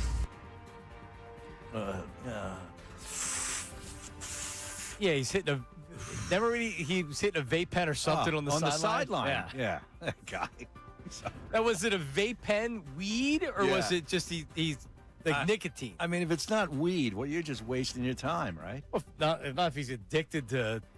Who knows? Maybe he's smoking cigarettes and that's how he stopped. He just hit the vape pen. I could see him smoking a hookah in his office. That guy. Tobacco and weed. Yes.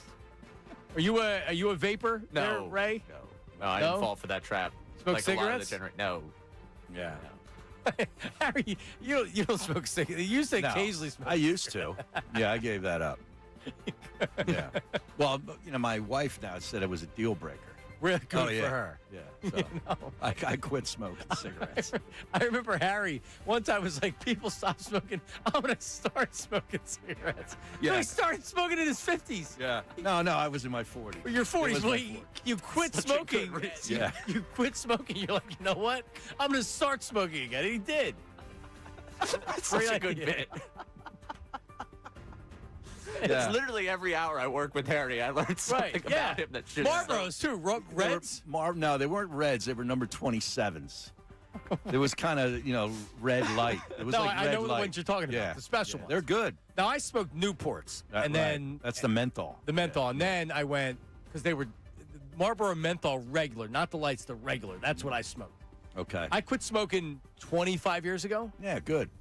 I haven't had a cigarette in 25 years because if I would have had one, I would have went back. I quit dipping, too, a long time ago. I used to do that. That's hard to stop. It is disgusting. It was hard to stop. But that's a huge nicotine buzz. It really wasn't nicotine for me. It was a hand-to-mouth habit. And I figured that out, and then that's how I quit it. What'd you figure out? Well, because I wasn't, addicted to, because I didn't need a cigarette either. So I knew it wasn't anything about the nicotine. It was the hand-to-mouth habit, just sitting there watching the game actually, at night. you doing the, I remember you dipping now. Yeah. Would you dip on the air? Yes.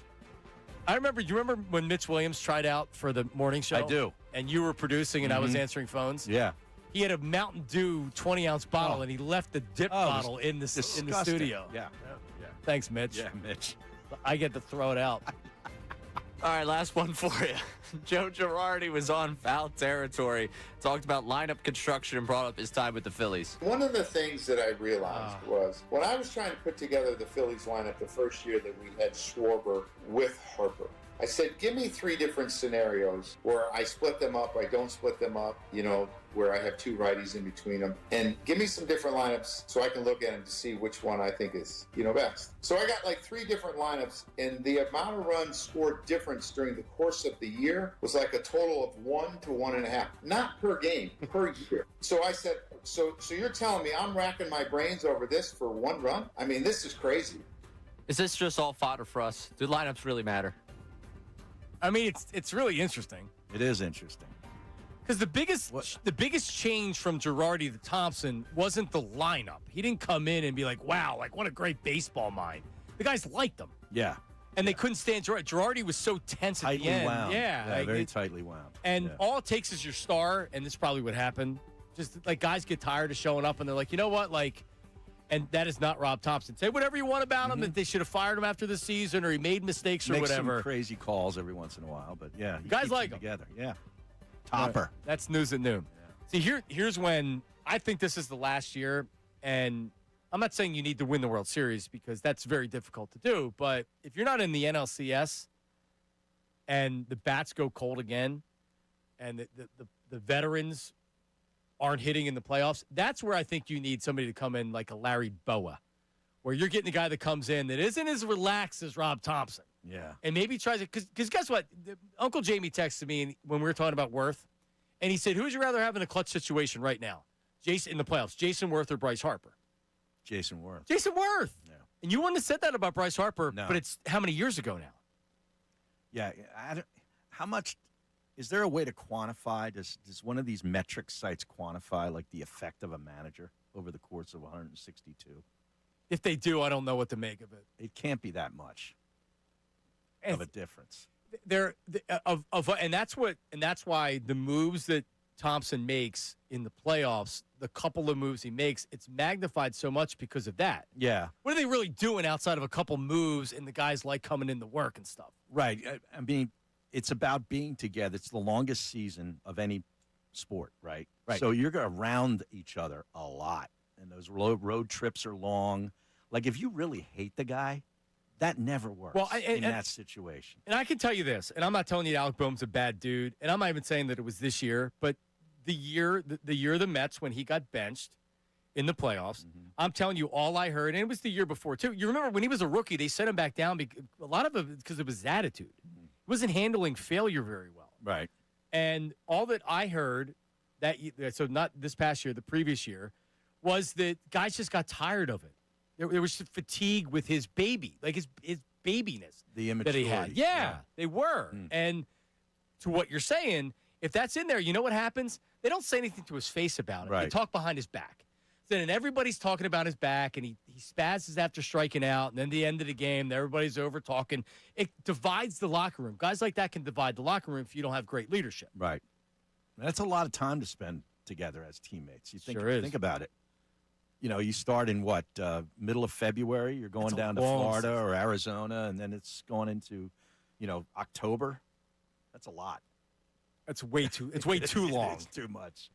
Yeah, I mean, if you play deep in October, like the World Series is going to start now. We're almost at the end of October. This game's in November. It's 9 months. It's a long time. Yeah. All right, coming up. We talked about how good Jalen Hurts looked on Sunday. Did we overblow his struggles this season? Well, Dan Orlovsky spoke on how well he saw the field on Sunday. We'll play that for you. Get back to the Birds as well. It is Middays with Marks, 97.5 The Fanatic.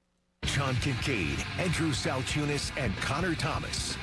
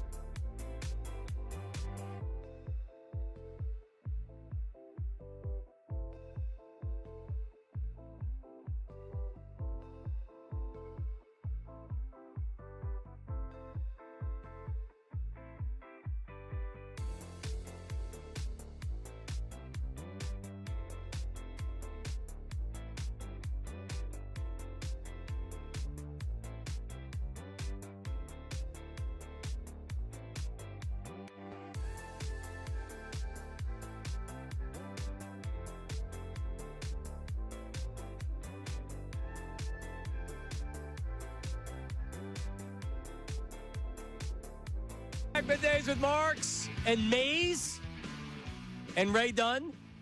We are back.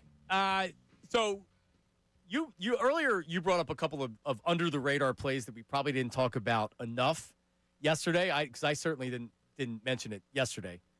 But the big play of the game, one of the big plays of the game, was how they were able to ice it, which was and I was just pulling up the play-by-play here. It was a 45-yard pass. So the situation is, I guess they would have been on there. Yeah, so they were at their own 44. So it's 3rd and 9 from their own 44. And the Vikings have no timeouts left. So the conservative approach would be, which I'm totally against, run the ball so that they can't stop the clock. So now you're punting it, and they're getting it back with like a minute to go, right? So the play started with a minute 45. What was the timeout situation? No timeouts left for the Vikings. Okay. So you run the ball because they can't stop the clock, and if you don't get the first down, which you're probably not going to get if you run it, then by the time they get the ball back, there's a minute to go, and they have no timeouts. And if your punter does the job, which he's been great all year, maybe he's at the 10-yard line, and it's Carson Wentz. Is he going to go 90 yards for a touchdown? Well, I was worried about not without a major pass interference penalty. So, and I would say we've seen Nick Sirianni lean on his defense quite a bit in the past, where he says, you know what, you're not going to beat our defense. I'm going to be conservative and do a draw play, or like I'm not going to try to do anything here. The defense didn't play well. Wentz ended up not getting in the end zone a lot, but they had plenty of opportunities. Man, they got 5 field goals. Who the hell has 5 field goals in an NFL 1 game? for 6 in the red zone. Unbelievable. And that's the difference in the game. Yeah. So he decides to pass it, and it's a great call to pass it and to do what they did here. So Dan Orlovsky, does he set it up, or can I just play it? Set up a little bit. So it's 3rd and 9. They're showing a 0 blitz. So in that particular situation, a lot of times what you're supposed to do as a wide receiver is you're supposed to, if your route is anything else, you're turning it in for a slant because the quarterback's got to get rid of the ball. Otherwise, if you run your regular route, like let's say it's a go route, he's not going to have anywhere to go with it.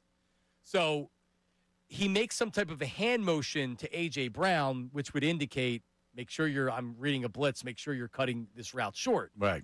Isaiah Rodgers sees it, so he comes in like it's going to be a slant, but A.J., it's a double move. So A.J. takes one step in, and Rodgers bites, and then he goes, and he's wide open. Right. And he just lobbed it up there. He lobbed it up and completion. But Jalen set him up. So here's Dan Orlovsky talking about the play. You see Jalen Hurts point to the left a little bit before this ball gets snapped, if you guys can rewind it. But if not, he points to his left to A.J. saying, like, hey, if that guy blitzes, you're my quote-unquote hot route. And the corner D-butt is watching Jalen Hurts do that. Mm-hmm. He totally lies. Like, you can see the corners. Oh, he played him. It's a former teammate, too, Isaiah Rodgers. Yes, 100%. And Jalen's like, hey, if he pressures, you got to give me the slant. And they run the slug gun. The reason I know that Jalen's not pointing in reality is the whole offensive line slides to the left. If he was sliding the whole offensive line to the left, he ain't telling him he's hot off anybody to his left. And so that to me goes back to what Jalen grew in last year, was like owning the line of scrimmage, situationally being perfect. And it's awesome. Yeah, that was the game right there. Right. Yeah, that iced it. The Eagles actually had taken their first time out just prior to that. And Minnesota ended up taking their second one right after that play. So they took a timeout right after that play? Yeah. Why am I not seeing this on the play-by-play? It was like a minute 45 is when the 45-yard pass occurred to A.J. Brown. Yeah. And then timeout number 2 taken at 1:36. Right. I see it. Yeah. So, and then they called their third one after they stuffed them for a 3-yard loss. They needed 3 timeouts to be able to overcome that, and they couldn't. Right. Because then they just needed a couple seconds, and that's where Jalen kind of danced around a little bit before he knelt. Right. And then they had to do the same thing at the end of the game. Just enough time to win it. Yeah, it was excellent. It worked out where it looked like everybody knew what they were doing. The coach did a really nice job with the clock, unlike our head coach, Ray, a few weeks ago. But with Temple, yeah, you can learn from Nick Sirianni here. I guess Sirianni Community College. I guess what's his name? The coach at Temple, K.C. Keeler. I guess he didn't attend Sirianni Community College. There you go. Like the rest of the Eagles. Clock management. I'm the smartest coach in the world. So Nick Sirianni is very good at managing the clock. He's very good with timeouts. He's pretty good with challenges too. I mean, I guess if you're not calling plays or involved in the offense or anything like that, but like he and he rides the officials. And Oh, my God. He must be so annoying. I know. It's like, dude, don't you have a play chart? If I'm an official, don't you have a play chart to look at? Will you get off my back? And he doesn't shut up, and he's loud, and he's all over like the a place. fan. Right? He really is like a fan. We've talked about this before. Give me a comp to this Eagles team. There's never been a head coach like Nick Sirianni where he's in the stands, he's yelling at his own fans. No. Right? Like I mean, I interviewed the guy that accused him of at a tennis match. Peter from Maple Shade, New Jersey, accused him of yelling at him during a tennis match. Really? Yeah. I didn't know about that one. Wow. Yeah, he I guess. So he was playing tennis against Nick Sirianni? No, Nick Sirianni was, as the story goes, Nick Sirianni was playing tennis, but Peter from Maple Shade was also playing tennis, but he was a Giant fan.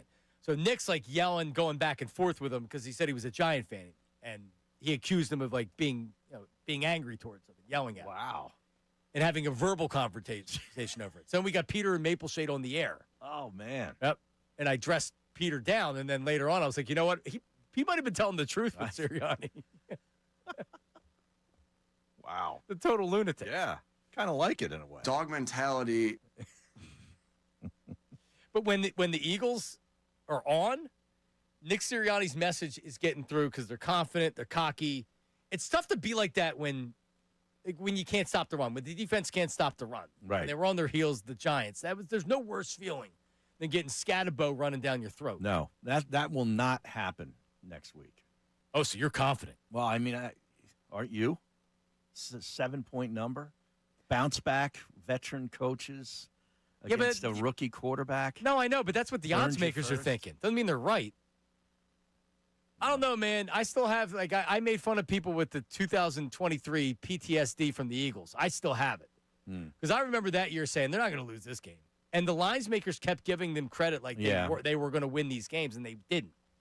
This does feel a little bit different.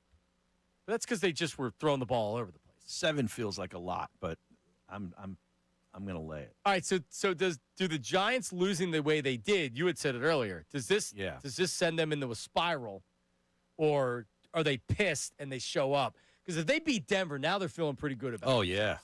Absolutely. And they come in and the Eagles are pissed.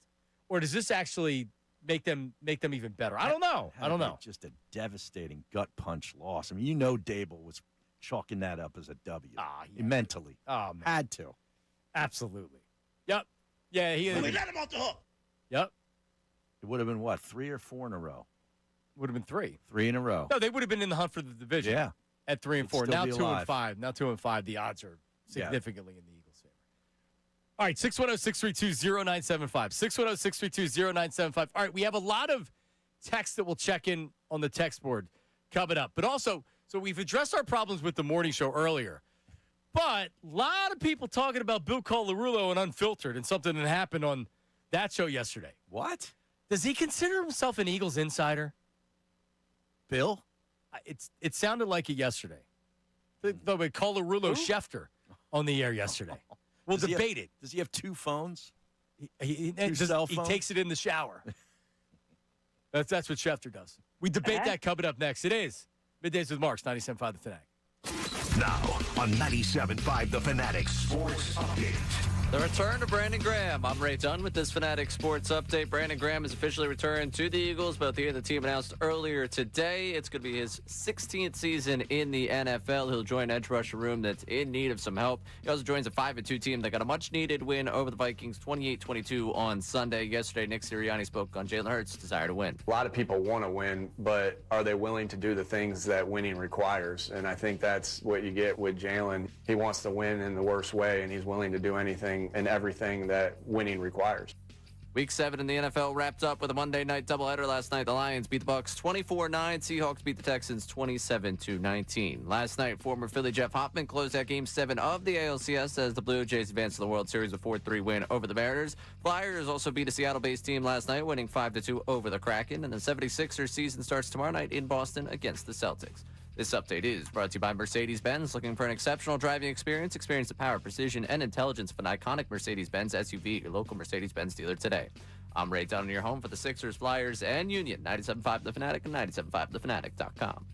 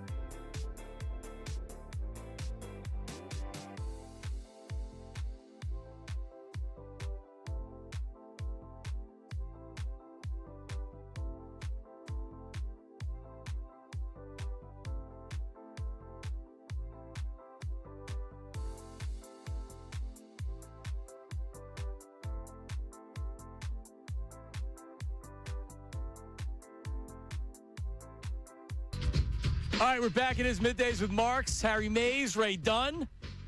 Coming up 12:55, Jeff Mosher joins the show. So, Harry, Jeff every Tuesday joins the show. He's coming out of watching the film, pot of coffee, cigarettes. Oh, yeah. And the film. And immediately he's done, he gets right on the phone and he gives us everything that he saw. Love Moshe. Yeah, he's great. So that's coming up 12:55. Also, a little bit later, lots of texts on the Eagles' identity, hashtag throw the ball. We're getting behind it. It's election season. It's a thing. Yeah. Get a T-shirt. Can we do throw the damn ball like Keyshawn? We were looking for T-shirt ideas. There you go. We got two things. We have that and hashtag make the call. Because Jason Kelsey should be an Eagle in 2 weeks joining Brandon Graham if Can Jurgens is injured. And we texted to Checo and said, what's the status? And he said he's working on it. No information on Jurgens. He left the game and didn't come back with a knee injury. That's not good. No, that is not. So the Eagles need to make the freaking call. Hashtag make the call. If BG's coming back, let's bring everybody back. I brought you back. Martinez is back. Why not? All right, all right, Ray. Who would you rather have?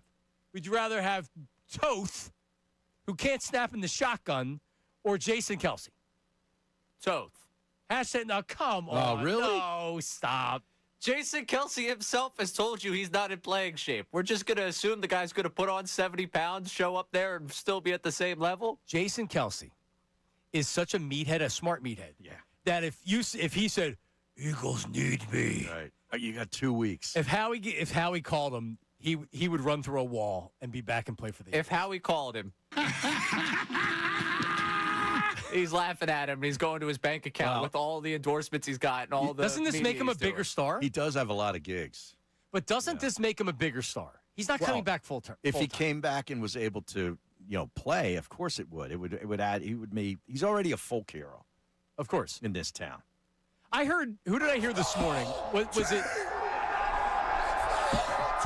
It was Salciunas that was trying to say, no, Brandon, don't come back. I don't want my lasting memory of you playing when you're too old and you get injured. He's right. Yeah, but no one's going to think of Brandon Graham. That's not the lasting image, idiot.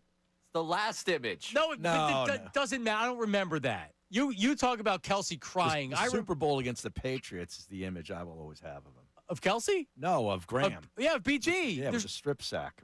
Well, the biggest play in Eagles history. Yeah. No one's going to think of him not winning a Super Bowl this year. That's so silly. I don't want to watch the guy get carted off. Well, I don't either. Well, no one wants to see that. Right.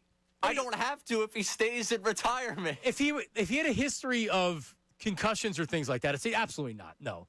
He's in Brandon's had his share of injuries. Yeah, Achilles, ACL, the torn triceps. But twice. Dude, that's what happens when you play 18 years. Exactly. All right, well, he's trying to finish the season. He's not signing a 3-year contract.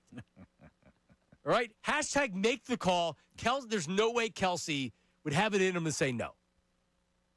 Telling you. What do you think Kelsey's wife would want him to do? Are you kidding me? Play. Play. She's probably pissed that he retired. You kidding me? Kylie Kelsey is not telling. Kylie Kelsey might be texting Howie. Make the call. Hashtag make the call. Damn it. You kidding me? She's Delco. So we have to bring this to. So do you have the sound for it, Ray? Oh, of course I have the sound. Yeah. All right. So I mean, listen, and I'm not. This is the criticism of Bill Colarulo, but if I wanted to, I mean, it's fairly obvious that he was coming back and playing. But here's Bill Colarulo yesterday on Unfiltered. Even before Azeez Ojulari got hurt in this game, there were reports. I saw Ian Rappaport reported it. Tim McManus, who joins us every Thursday from ESPN, said things seem to be trending that way. So I reached out to a few people, Ricky Bo. Yeah. I tried to say, I'm going to be a reporter. I'm going to do this. I'm going to reach out to my sources. Give me more. To my sources. It's not until 4. And what I was told, per sources, is that Brandon Graham will re-sign this week with the Philadelphia Eagles. Much good. Will be back with the Eagles this week. That it is pretty much a done deal. That's pretty good. It's definitive. That's an official report. Yes. He didn't tweet that out, though, but putting it on the air, if you tweet that out, that's when people run with it and you get credit for it. If you say it like that, now, unless we put out that audio, people are going to say, no, you weren't first. He was first. He was first. Ray Dunn, your thoughts? He was first. Yes. I was on the pregame show Sunday morning when we got a report from Schefter. I thought it was over the Monday weekend. afternoon. Yeah. But look at the report. It didn't say he's signing this week. Bill Colarulo reported that that Brandon Graham is coming out of retirement and is signing this week. So that is an official report, and he should get credit for being first. Oh, my gosh. Yeah, I don't know about that. No? No. He should have tweeted it out. Then he could have counted. Because Oh, no, he did. Don't worry. Did he tweet it out? Oh, yeah. On Our Sunday? station, NBC Sports. No. Yesterday. okay. No. I'm with you, Harry. Yeah. We're in the same side Well, of this yeah. thing. I mean, We if haven't you're lost our mind. First is first. Official report. Unless if you're Dave Dombrowski. First is first. First is first. Yeah. And first isn't worst. It's the best. So you guys say no? This is text line and feedback stuff. Text line 610-632-0975. And if you call in, I'll put you on right away. 610-632-0975. Feedback 975 feedback at 975thefanatic.com. I don't know, you guys are being hard on him. He actually came out on the air because he actually knew it was going to happen. Because, by the way, Ray has actual sources. I don't. Well, I believe him. I believe that he does. I'm like Diane Rossini. I don't actually have sources. I just say what's fairly obvious. But the thing is, if you really want to be the reporter, then you put out the report on X or whatever, saying on Sunday morning that, hey, I've got sources that BG's signing with the Eagles next week. What's the timestamp on the tweet? Because I saw Jeff Kerr get credit for it because he tweeted it out. Bill actually had the information. I'm sorry. When all of the insiders say Sunday morning that he's coming back, and then you say it's going to happen sometime this week, I'm not giving you credit for Tuesday. No. You got to tell me ink's dried on the paper.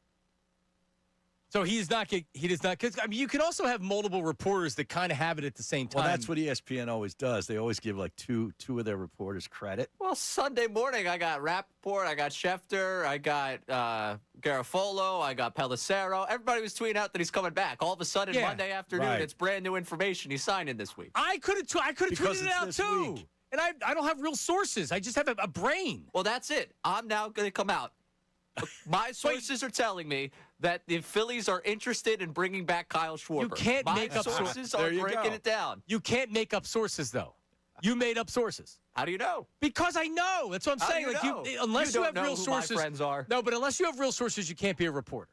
Like the Cuz is listening, right? And he had said that E.J. Smith of PHLY had also reported the same thing. So I mean, I'm just saying, like your whole shtick is that Bill's taking himself too seriously in trying to be a reporter and report it. Yeah. Because this is not something I've ever done. The one time I did it, Harry? What? Be a reporter? And I wasn't trying to, but I was at Botto's Italian Line Restaurant. Oh, I love that place. On a football Friday. Okay. With Mike Missinelli. Okay. And my buddy Sean, who knew the chief Craig Berube. Mm-hmm. They were buddies. He texts me and he says, John Stevens got fired by the Flyers and they hired Peter Laviolette. And I know where the source is coming from because I know he's friends with Berube.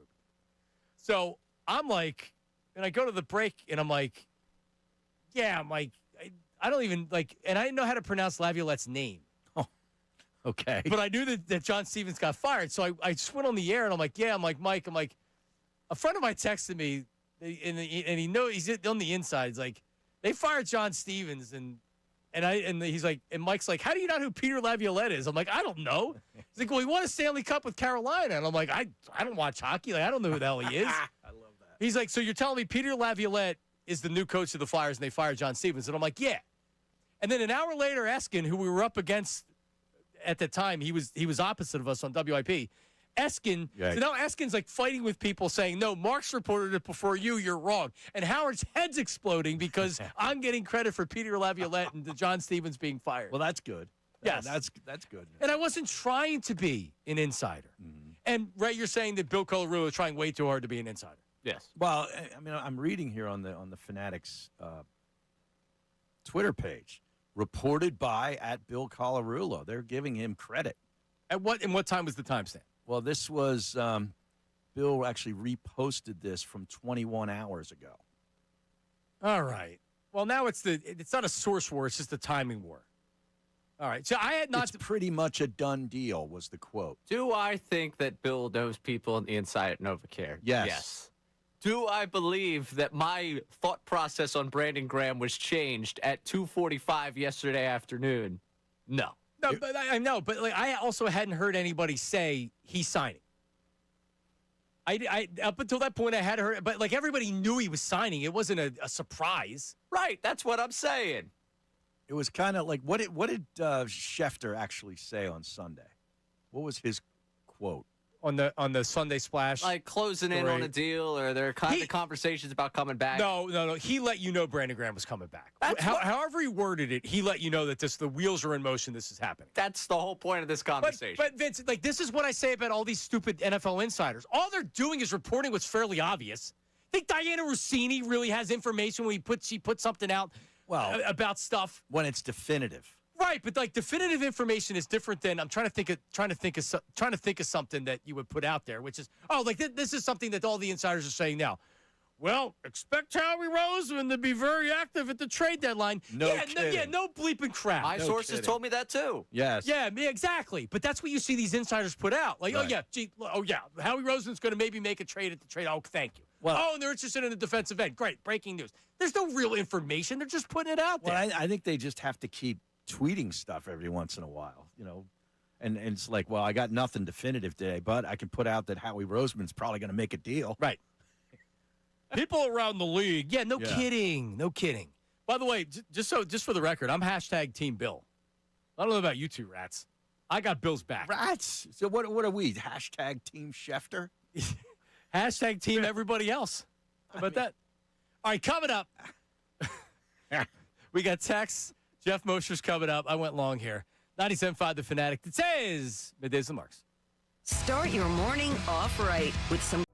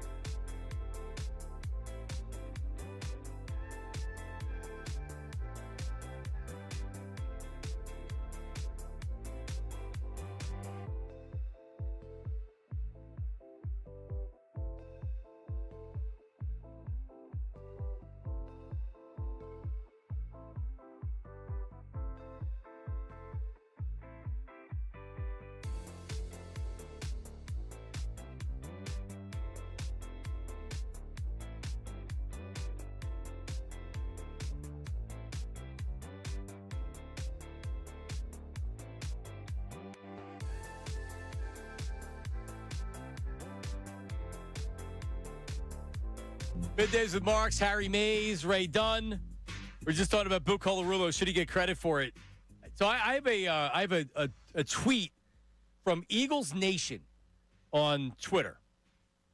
And it says, Brandon Graham will re-sign with the Eagles this week per Bill Colarulo. There is at 1.2 thousand retweets. All right, how many hours ago? This was at 3:35 yesterday. They gave Bill credit because Bill had said it on the air, I guess. All right. I had heard it when I was driving home. Well, the timestamp on the Schefter stuff is 16 hours ago, and this timestamp on the Colarulo stuff is like 21 hours ago. Yes. So as far as Twitter is concerned, you would have to give Bill the credit. No, you don't. Bill was the first to report it. But he mentioned something Schefter did on yesterday, on Sunday, on the pregame show, right? He mentioned something Sunday morning. Schefter did, yeah. Right. But Schefter didn't say Brandon Graham is signing with the Eagles. Schefter came out and more or less said it's going to happen, but it's still like, can we get exactly what he said? Yeah. So he, Pelissero, Garofolo, and Ian Rappaport all Sunday morning gave you, this is Schefter's wording. I go find the rest of their wordings. Strongly considering coming out of retirement to sign with Philadelphia. That is not he's re-signing.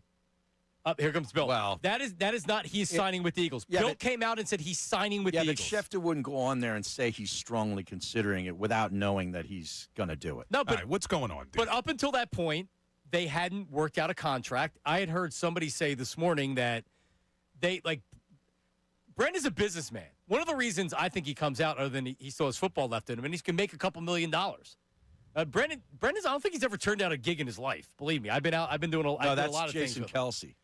Was that? Well, that no. Yeah, they're both making some money right now. Right. So Bill Colarulo, I had your back. I heard you on the ride home yesterday, and you were the first person that I saw or say he is signing with the Eagles. Listen, I'm not a reporter. I'm a sports talk host. That's what I do. But do I have connections? Of course I have some connections. Yes. And with all the stuff being tweeted on Sunday, oh, he's considering it, he's not considering it, I reached out to say, all right, definitively, when is he coming back? And I was told it was going to be this week. I reported on it yesterday, went on the air, said he will be back this week. It's pretty much a done deal. And then within 4 hours of me doing that, it was being confirmed, and everyone else was getting credit for it. I came out. And, Ray, the fact that you don't have my back on this is absurd. It's not surprising, though. Absurd. It's not surprising. Typical Ray Dunn refusing to give Billy C credit. I was right all along last year. I told you they shouldn't have fired Sirianni, that they were going to lead that to a Super Bowl, and you wanted the man fired. You were wrong on that. Mike Missinelli was wrong on that, and now you're wrong on this one. It's about time you give me some damn credit, Ray Dunn. Offensive design looks great this year. Doesn't matter how it looks. It's all about winning games. Ask Jalen Hurts. 5-2. All right, so no, but Ray, how do you respond? Because you're in here yapping, saying that he's not a reporter. He's trying to act like he's a reporter. He's not. He's not an insider. He's a talk radio host that doesn't know any better. He knows people down there. I'm just saying, I want to meet the person that yesterday at 2:45 said, wow, Schefter saying he's considering coming out of retirement doesn't mean anything to me. This is what's the one that But he drives it advanced home. the story, which was he is signing this week. Nobody had said that. Yes, I also said it is pretty much a done deal, and then within 4 hours, it was official. Because you could perceive it. Let me take. Change your bio on Twitter, NFL Insider. You could perceive it as, well, he's considering it, and maybe during the bye week it happens. Since the bye week is another week I away. went on a and limb he and said it was this week. And listen, honestly, I'm kidding around. I don't need the credit. I don't need the credit. I mean, there's people out there who need the credit. Ray Dunn probably would be pounding his chest that he needs the credit. Hey, that's not who I am. I'm taking the credit. Yeah. That's not who I am. You know who you sound like? You sound like the afternoon show host on the other station trying to downplay that we had the story and they didn't. This is why I keep telling people, make the damn switch. We had the story, they didn't, and they're trying to downplay. Oh, everybody had the story. You didn't have the story. We had the damn story, so get the hell out of here. So they're arguing about that you broke it or didn't break it? I'm seeing it being put out there. Is that what the worry is? Yeah, he's putting out there, oh, well, everybody had the story. Well, you didn't have it yesterday on your show. We did. Anybody who made the switch had it. The same thing happened with when Laviolette got hired. I didn't even know how to pronounce his name, but I got information because I knew it was a drinking buddy of Craig Berube. Let's play with some jam in here. And I went on the air, and I was working with Mike, and I'm like, yeah, I'm hearing the Flyers fired John Stevens, and I'm like, and they're hiring this guy, and I pronounced his name wrong. He goes, Peter Laviolette? All right. Like, how do you not know how to pronounce his name? Now that I have the mic on your show, have you been giving the Flyers some love today? Did you see that game last night? No, I haven't written down, though. We said it. We mentioned it. Or was that off mic? That was off mic. Come on now. Give the Flyers some love. We will be giving the Flyers some love on our show. Hockey season yet. While we have Bill, I just want to play for him Tim McManus with us Sunday morning on the pregame show. Okay, all right. It certainly feels like the wheels are in motion here, guys. We know that the need is there. Edge rush has just been decimated with injuries and then a sudden retirement from Zadarius Smith, and they're really on fumes at that position. They need help, and Brandon Graham feels like he's been maybe itching to come back a little bit here, and so there's an opportunity for him to make a return. I mean, it was such a storybook ending. He goes out on top. He's got the Lombardi trophies on either side of him as he's doing his retirement press conference, but need plus desire on the players' end is creating a circumstance here where one of the storied defensive players in franchise history is going to be back on the field, sounds like. I love Tim McManus. Tim McManus joins us every Thursday on our show. He said the wheels are in motion. Now, do you have my audio of what I said? I didn't say wheels are in motion. He's going to be back out on the field. That's how that quote ends. I know you tuned it out once you didn't hear but it. But everybody expected it. But none of those people came out and said he is signing this week. And that's when he gets the official check mark. This is really becoming Ray's just hatred towards me. Why would you not want our station to be having the credit here? No, he wants to give the other station credit. Yeah, he's trying to give the other station give WIP credit. Right? Thanks. Yeah, why don't you go ahead? What, were you grabbing drinks with Elliott Shore Parks? You're going to be talking quarterback stats from training camp in a second? Tim McManus was actually said it on our station. So he is giving the Fanatic. Yeah, I'm just giving the pregame show credit. Shout out to our pregame show. All right, whatever. I love Tim McManus. If Tim McManus gets the credit, I'm all for it. But I don't think he said the deal was done. Is there a bonus in your contract that if you break a story, you get X amount? No, you'll learn about me, Harry. I just care about the betterment of the station and everybody else. I don't need the credit. He's a true team player. He's a Taoist like me. We all worry about the big picture of everything. Everything needs to be flowing. Wait, he said Taoist? A Taoist, yes. I got to look that up. It's a big word. I don't know what it means either. But I'll take it. I'm a Taoist, whatever that means. By the way, Bill, it was the YouTube chat that turned on you. Neil mentioned that it was on pregame. I went and found that audio as fast as I could. I do miss my YouTube chat. All right, have a good show, everybody. We're way late because we should be starting a segment now, and we're just going to break. Jeff Mosher is going to join us coming up next. He's dissected the film. What happened in that second half? What were the Eagles doing that was so – and is it coaching or is it just players? That's coming up next. Jeff Mosher, don't go anywhere. Middays and Marks, 97.5 The Fanatic. Now on 97.5 The Fanatic Sports Update. BG is back, and thank goodness for Bill Colarulo that Brandon Graham has made the return to the Philadelphia Eagles. You heard it first on our afternoon show yesterday on Unfiltered. Brandon Graham going to finalize a deal this week with the Birds. It became final this morning, so all the credit in the world to one Billy C., who broke that story on our airwaves yesterday in the 2 o'clock hour. Brandon Graham returning to the Philadelphia Eagles to help out that edge rusher room, making his return for his 16th NFL season, joining a 5-2 Birds team that found a way to win again on Sunday over the Vikings. Here is the head coach of that team, Nick Sirianni, talking about his quarterback finding ways to win. A lot of people want to win, but are they willing to do the things that winning requires? And I think that's what you get with Jalen. He wants to win in the worst way, and he's willing to do anything and everything that winning requires. Elsewhere in Philadelphia sports, last night the Flyers beat the Seattle Kraken 5-2, picking up the win to close out the homestand. And the 76ers open up their season tomorrow night in Boston against the Celtics. Coming up next is Jeff Mosher of Inside the Birds to join us to talk about everything going on with the Birds. This update's brought to you by Unbound.org. A girl in Kenya dreams of becoming a doctor, an elder in Guatemala dreams of being part of a community. Reach out and change their world. It will change your own. Unbound.org. I'm Ray Donner, your home for the Sixers, Flyers, and Union. 97.5 The Fanatic. The Philadelphia 76ers.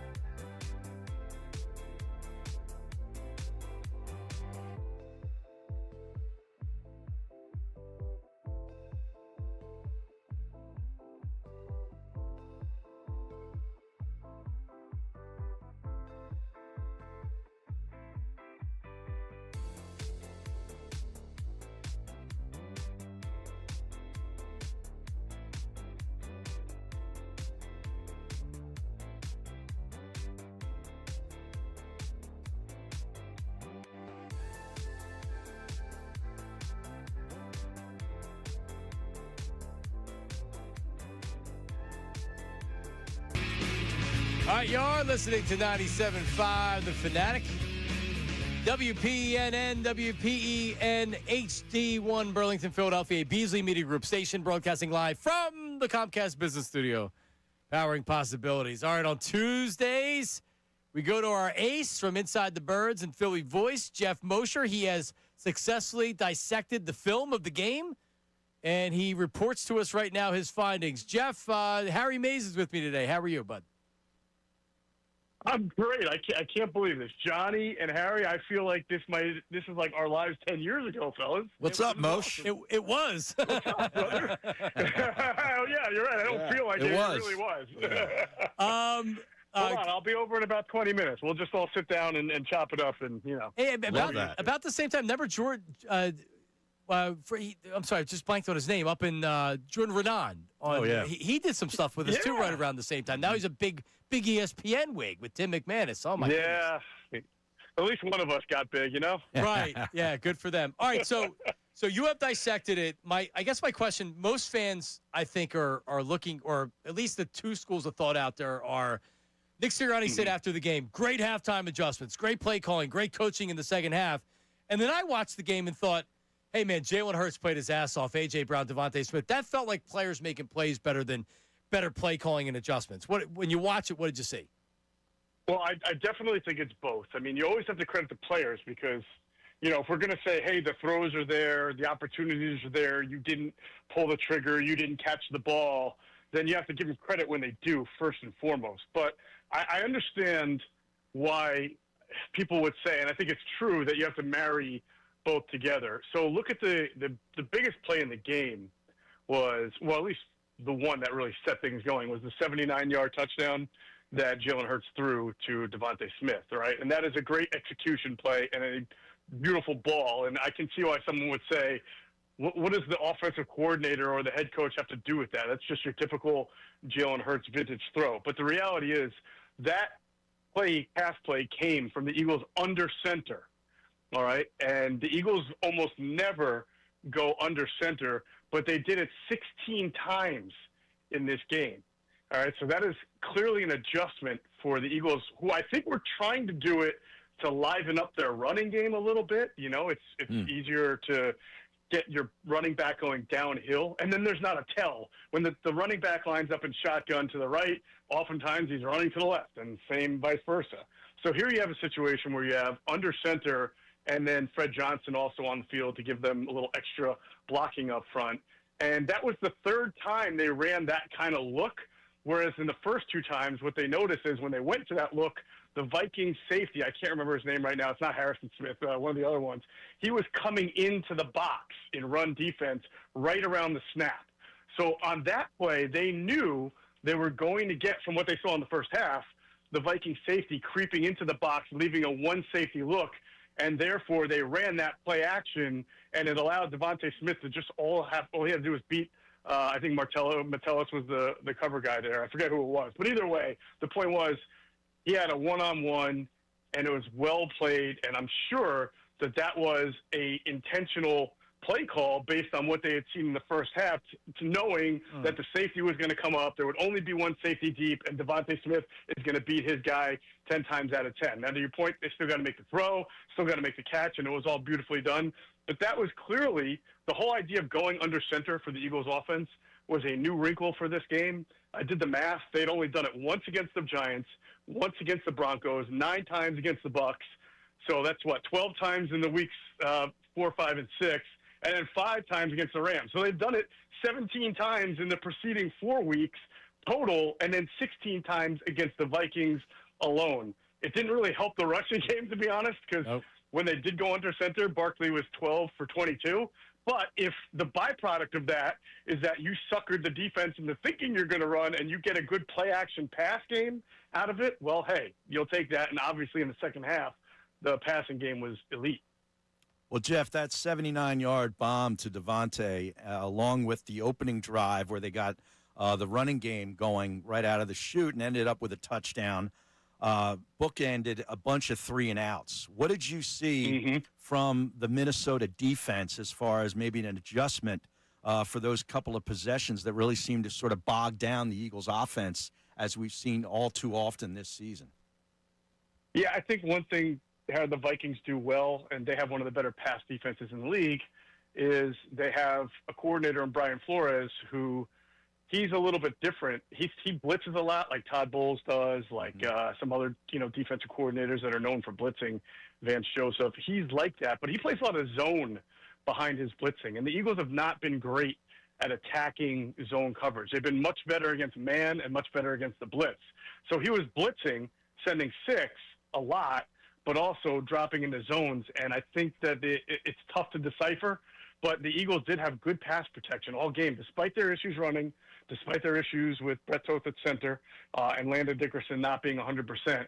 You saw it on the play, the backyard kind of touchdown to A.J. Brown there, where he just basically pointed and said, you go run that way. Yep. That he had good pass protection. So I just think the Eagles needed to figure things out because Greg Cosell did a great job of pointing this out on Inside the Tape. That'll be on Inside the Birds this week. The Vikings play a certain style defense where they rush you, but if they don't get there, there are voids in their zones. And you saw that in the second half.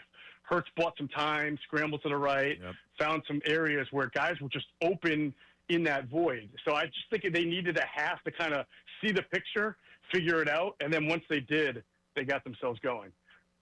Jalen, it's hard to figure out.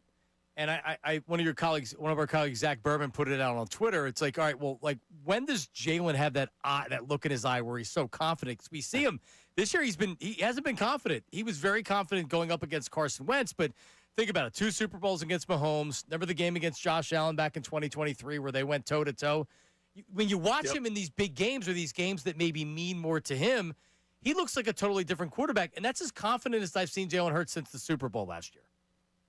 Man, it feels like sometimes Jalen Hurts needs to be like Adam Sandler in The Waterboy and just imagine that the other quarterback, close his eyes, squint, and just see like somebody who gets more credit than he does, and have or someone like Carson Wentz who he shared a room with, and then just like play like that. But I think we're all in the same boat with this, in that you always think that there's this game or this throw or whatever that might be the breakthrough. Because it shows you that Jalen Hurts can make throws, any throw, and really with conviction. I think the touchdown he threw to A.J. Brown, not the first one, the second one, on the double post route, is a throw that you can go through the first 6 weeks and see similar route concepts where you got to just stick your foot in the ground and make that throw because it's there. And you see that he, for whatever reason, won't do that consistently. But it's not because he can't. I mean, he just showed you. He can make the throw. It's a between-the-numbers throw. It's a throw where there's traffic because somebody else on his team is running a route in that neighborhood, which is intentional. So it's not necessarily the guy's going to be wide open, but he makes it and makes it with conviction. And I think we all, I'm sure his coaches feel this way too, say to themselves, if he can do it there and have a game like that, can't we get this out of him and this passing offense more routinely? And yet, 2 or 3 weeks from now, we're probably saying, why didn't the offense look good? Why? Yeah. And man, that's the one thing I can't tell you the why, but it's not like this. Like with Carson Wentz and other starting quarterbacks in the league, right? You know that there are certain things they just can't do. Like you can't ask Carson Wentz to be the type of quarterback who's going to sit in a pocket and dissect you no matter what defense you throw, because he's just never had good pocket composure. Yeah. In 2017, he made great plays, but a lot of them were out of the pocket and almost like he had to hang on the edge before making a great play. But with Jalen, you've seen it. We know he can make the throws. I think just everybody, including his coaches, want him to do that more consistently. Go ahead. Well, from watching all this film, Jeff, each and every week, in your view, are the Eagles predictable when it comes to the run game, and that's why they can't seem to get Saquon loose, or is it more of an issue with just the offensive line not being as healthy as they need to be? Yeah, it's a great question, and I've talked to coaches about this and some players because it's not easy to figure out. But the one common thing you'll hear is there's not like 1,000 different running plays. There's far fewer creative run plays than there are pass plays, right? I mean, there are some coaches like, say, the Kyle Shanahan and McVay coaching tree that they do have a lot of misdirection and motion in their runs. But even then, it's still not that like exotic. It's a running play, Right. you know. And the Eagles for years have really been a very basic and simple run offense. They run inside mostly, inside zone duo, which is when you're your 3 interior or 4 interior offensive linemen. They're double teaming the 2 interior tackles, right? It's not like they're doing something that's eye candy. So the predictability has kind of always been there, but when you have their offensive line and you have Saquon Barkley, it doesn't really matter.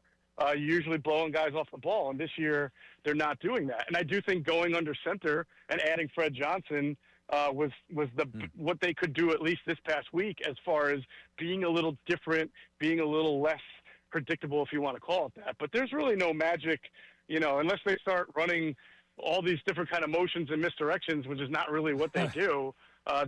There's no magic cure for predictability in the run game. Yeah, he had great protection all day. He really did. When you look at all the big throws that he made, he had a clean pocket, and he made the right decisions when he was getting blitzed. He made the right decisions. You look at Carson Wentz.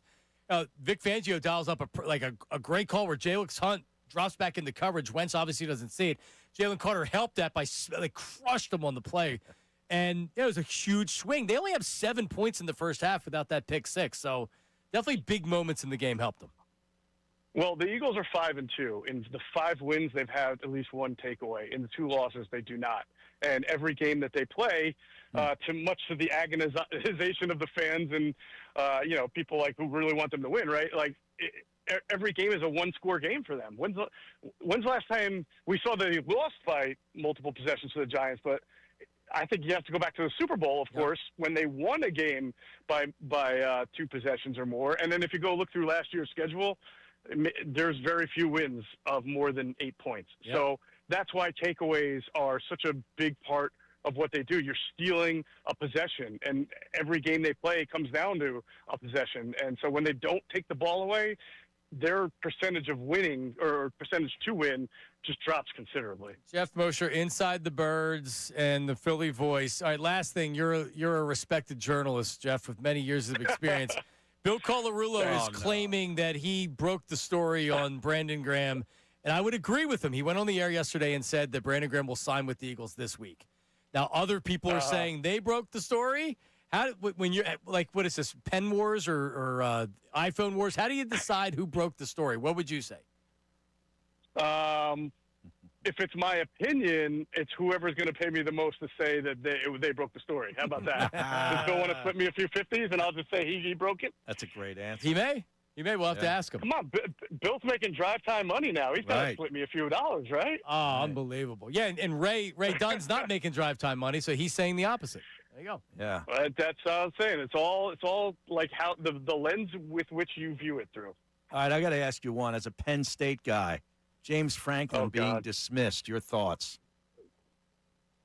Yeah, I mean, I can understand why nationally people would be confused. I mean, the resume itself doesn't say fire the guy, but, if you're around the program, if you've watched the team, I actually feel, Harry, that just watching James's body language after that loss, not the one, his final loss, even after the UCLA loss, I kind of thought he worried about it. He knew it. Done? Yeah. Not even worried, but maybe how Andy Reid at the end, you just kind of knew it was going to happen. You knew Andy Reid was a good coach, but you just knew he needed a new environment. Yeah. And I kind of felt that after that third straight loss for James, that it just was not going his way. And maybe even he knew that he needed to go somewhere else. Did you watch him on game day? I did. I did watch him on game day. It went exactly as I thought it would. Yes. I didn't think he was going to throw the... Yeah, 100% politician answer. Oh, my God. Not going to throw the team under the bus, not going to necessarily blame himself, going to leave it to his buddy Nick Saban. Nick Saban did exactly what Nick Saban was supposed to do, use his pedestal as the greatest ever to vouch for James, make sure he gets another job. By the way, I would look at that Florida job. It wouldn't surprise me if James Franklin had his name on it. But I think the one thing with Franklin is really smart. He'd be wise to stay out of the SEC. That's all I'm saying. I would agree with you. Even, it's one thing to win at Vanderbilt when nobody expects you to win there. Right. It's another thing to take over an SEC pro. I think he'd be the perfect still Division I, but like UCLA, like that middle program that OK you can State. take up. Yeah, Wisconsin, Arkansas. Yes. Right? There's going to be a ton of those jobs that are open. OK State, I think that's the job that he's perfect for. Now, does he have the self-awareness to say, I believe that of myself, and I'm not going to look for the most higher echelon jobs? We'll see. All right, man. Good stuff, Jeff. Thank you. You got it, guys. Thanks, Jeff. Good talking to you. All right. It's so good to hear a Penn State person say that, because the game day thing, I know that you guys didn't see it. I needed to take a shower after watching it. That's how dirty I was. Like, oh, my God. And you're so not surprised. It was exactly game day, exactly what they needed to do for him. They were going to do it, and they did it. Saban wagged his finger at Penn State. Right. The other guys just kind of cleansed him. Oh, God, it was such a fun. And I saw people be like, oh, James Franklin's the best. Like, oh, he's so full of crap, and he fooled you. Yeah. Loser. All right, there we go. All right, well, listen. Thank you. Thanks to Jeff Mosher for that. As the part about that he talked about with the confidence, and he's so right on that A.J. Brown, because he threw it between the safety and a corner, and there was other traffic around him. He hasn't made a throw like that this year because he doesn't make those throws. Because that's very easily, if he doesn't get it in there and he throws it behind him, you're in the red zone, or you're right around the red zone. If you get that ball picked off, it's not a touchdown. You give the ball back. Right. And he didn't think for a second. He wasn't out there thinking a lot on Sunday. He was just out there playing and throwing. Is that the one that made it 28 to 19? Was that the final touch? It was the second touchdown for AJ. Yeah, it was the second touchdown in the right seam. Yeah, it was in the right that's seam. The one he's talking about. Because he caught it maybe like the 5-yard line, and he kind of just made it in the end zone. Yeah. But he threw it between a safety and a corner, and there was other traffic because they were trying to rub the safety out of there. So, I mean, it was a great throw. You don't see him do that. And, I mean, that was the drive where I said my play of the game was a few plays earlier than that on the 3rd and 13. Same kind of their throw. Own 27, where, he did get pressure up the middle. He didn't have a clean pocket, and he ran around and scrambled to the right and redirected. A.J. Brown comes back to him. They make the play because Elliott had just missed a field goal from 42 yards, and you got a 2-point lead, and you started to see sort of the game maybe getting away from you there. Yeah, I didn't feel great at that point. Right. Even When he with missed Wentz that as field quarterback. goal, Yep. Yeah. You can't. He's actually he's on my cold list right now. Yeah, but he's been good, though, until I then. know he has, but doesn't he seem like he's like one of the last people in the last era of kicks? Not that he can't kick the 59-yarder. Think about 10 years ago, if you had a kicker that kicked the 59-yarder. He'd be the best guy in the NFL. Oh, yeah. Now 59's not even now good it's enough. Humdrum. Yeah. Yeah, you're right. And late last year, I really was losing confidence in him. Yeah, he goes through those stretches, but you're right. But that could have been a bad miss. The 26-yard touchdown to AJ was 1st and 10 from the 26. Yep. 6:35 left in the game. It was right after he had Devontae Smith for 21 yards. Yeah, so he goes. It's a chunk plays, man. They made 3 chunk plays to get out of their own end and score. So that drive -3 incompletion sets up the 3rd and 13 that you were talking about. Yep. They just get the first down. Right. Then a 5-yard run by Saquon, and then you had the Devontae pass and 21. and the dagger. Yep. So they got 47 yards on 2 passes. Yeah. All right. There you go. He really, when he's confident, there's nobody else you want out there because he'll give you a big drive when you need it. But for whatever reason, when he gets, is it AJ? And we have a new AJ post, social media post that we're going to talk about coming up in a second. Yeah. Yep. On X or Instagram? Where was it? IG. Instagram. He grammed it. Boy. That we'll tell you about coming up. But is it that, AJ, when he's mad, gets in his head and then he's out there thinking about everything? Does he need to be in the total right place in a big game where he's not worried about AJ being mad or not having targets or Patullo being an idiot or Sirianni Community College? He just goes out there and he plays. He was calling him KP. I think Call when him he calls him KP. KP, things are good. Dude, he's in a great mood. Yeah. KP. He was happy to have a win. Yeah. Remember after the Rams game, he was mad after they won. He went off the field. So is this a 1K_ always open tweet? So this is a AJ Brown coming up. Wow. AJ Brown, a new post, and this time people are concerned again. We'll dissect it. I don't even see what it is yet. I just followed him, so I didn't even know he was on Instagram. I mean, of course he is. Of course he is. How else would he be able to DM with big booty models that are out there or whatever? I'm not saying he does that in particular, but it must be pretty nice if you're a professional athlete these days on Instagram. Slide in the DMs. That's all I'm saying. All right, that's coming up next. Middays with March, 97.5 The Fanatic. Now on 97.5 The Fanatic Sports Update. The return of Brandon Graham. I'm Ray Dunn. This update is brought to you by Groundworks, your trained and certified experts for basement waterproofing and foundation repair since 1997. Book your free inspection at groundworks.com. As first reported on our unfiltered program in the 2 o'clock hour yesterday, Brandon Graham has officially returned to the Philadelphia Eagles. The team announced it earlier today. Brandon Graham announced it earlier today. He's back for his 16th season. It was first reported to you on Unfiltered yesterday in the 2 o'clock hour that they were finalizing a deal. The deal is finalized. He's joining a 5-2 team that got a much-needed win over the Vikings, 28-22 on Sunday. And yesterday, Nick Sirianni gave flowers to Jalen Hurts for his ability to continue to find ways to win. A lot of people want to win, but are they willing to do the things that winning requires? And I think that's what you get with Jalen. He wants to win in the worst way, and he's willing to do anything and everything that winning requires. Elsewhere in the world of sports, last night former Philly Jeff Hoffman closed out Game 7 of the ALCS. Blue Jays advanced to the World Series. Flyers beat the Kraken 5-2, and the 76ers season opens up tomorrow in Boston. This update's also brought to you by Dell Technologies. Your new Dell PC with Intel Core Ultra helps you handle a lot when your holiday to-dos get to be a lot. Get yours at Dell.com/deals. I'm Ray Dunn on the home of the Sixers, Flyers, and Union. 97.5 The Fanatic and 97.5thefanatic.com.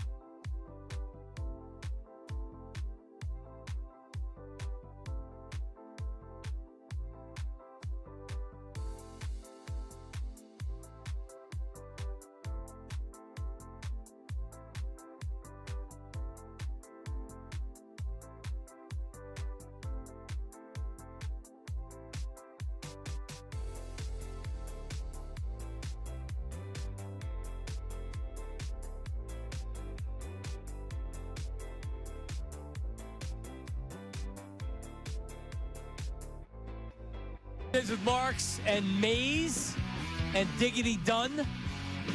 Guys are coming up. Ricky Bo, Bill Colarulo, Unfiltered. Silvana in the house. That's coming up top of the hour, 2 o'clock. A.J. Brown on Instagram. Uh-oh. Says the following. And it's a picture of him. What would you say he's doing in the picture? He's like patting himself on the chest. Yeah, he's in uniform. Game action. And he's kind of got his right hand over his chest.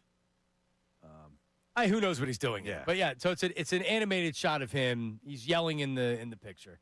And here's the what it says. The caption is using me, but not using me.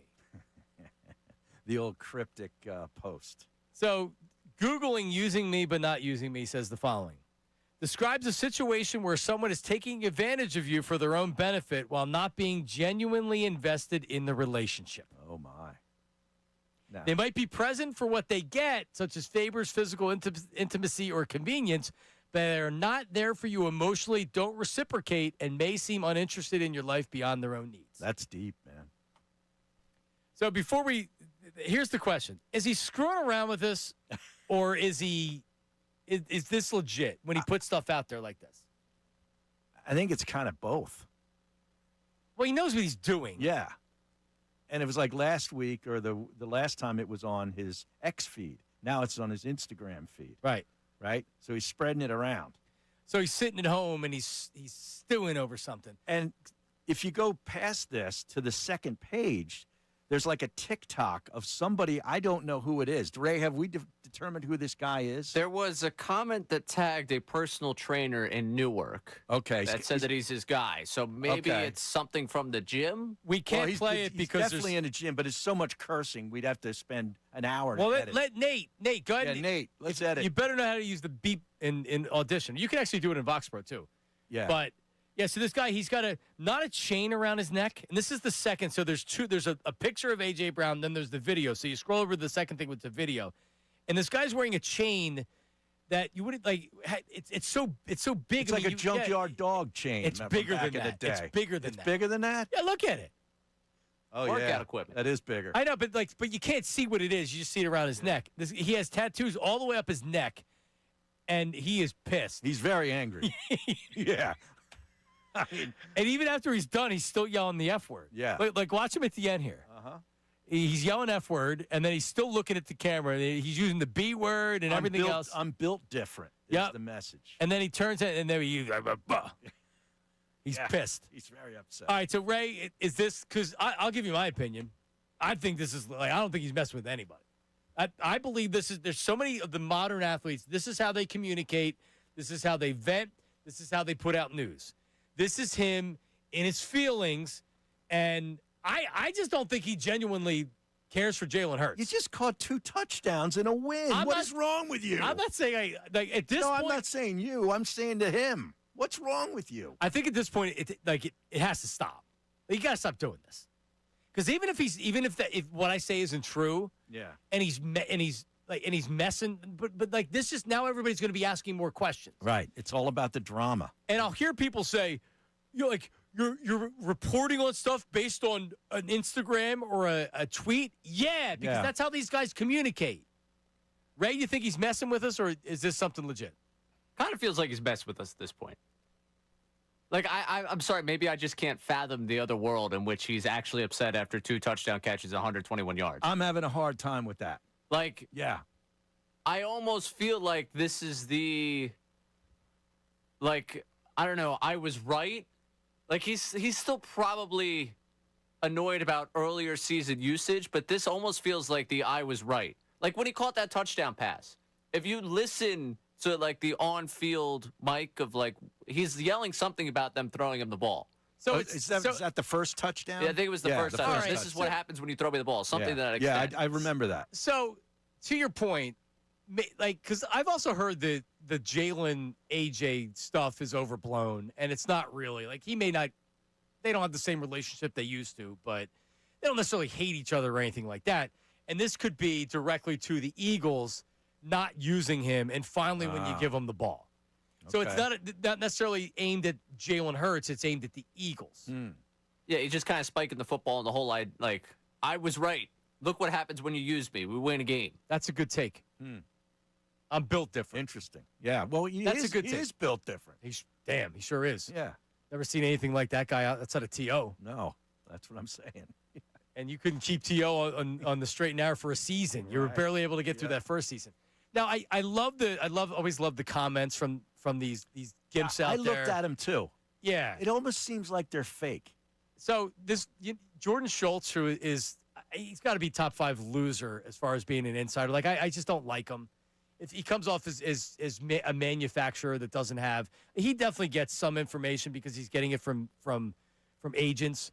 But see, he puts a yes sir with a clapping emoji. Right. Like shut up. NFL Insider, the Schultz report. Yeah, whatever. I never knew who he was, but all of this stuff is like, fire emojis, eagle. Everybody's positive about it. Yeah, I just wish he would stop. I mean, from our standpoint, I guess it's a good thing. But shouldn't he just stop?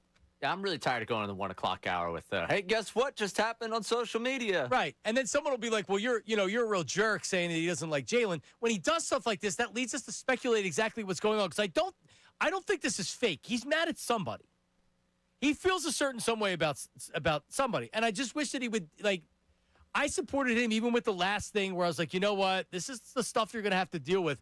I think AJ's a really good dude, but his way, instead of blowing up the team and going crazy, is to go home and to Instagram something out or to tweet something out. That's what he's shown. It's like a passive-aggressive type of thing. It's a way for him to vent before he has to go back in, because they're not in the building today, right? Don't they have today off and they're in tomorrow, practice really starts tomorrow? Yeah. Right, so he's sitting at home, and everybody lives on their phone.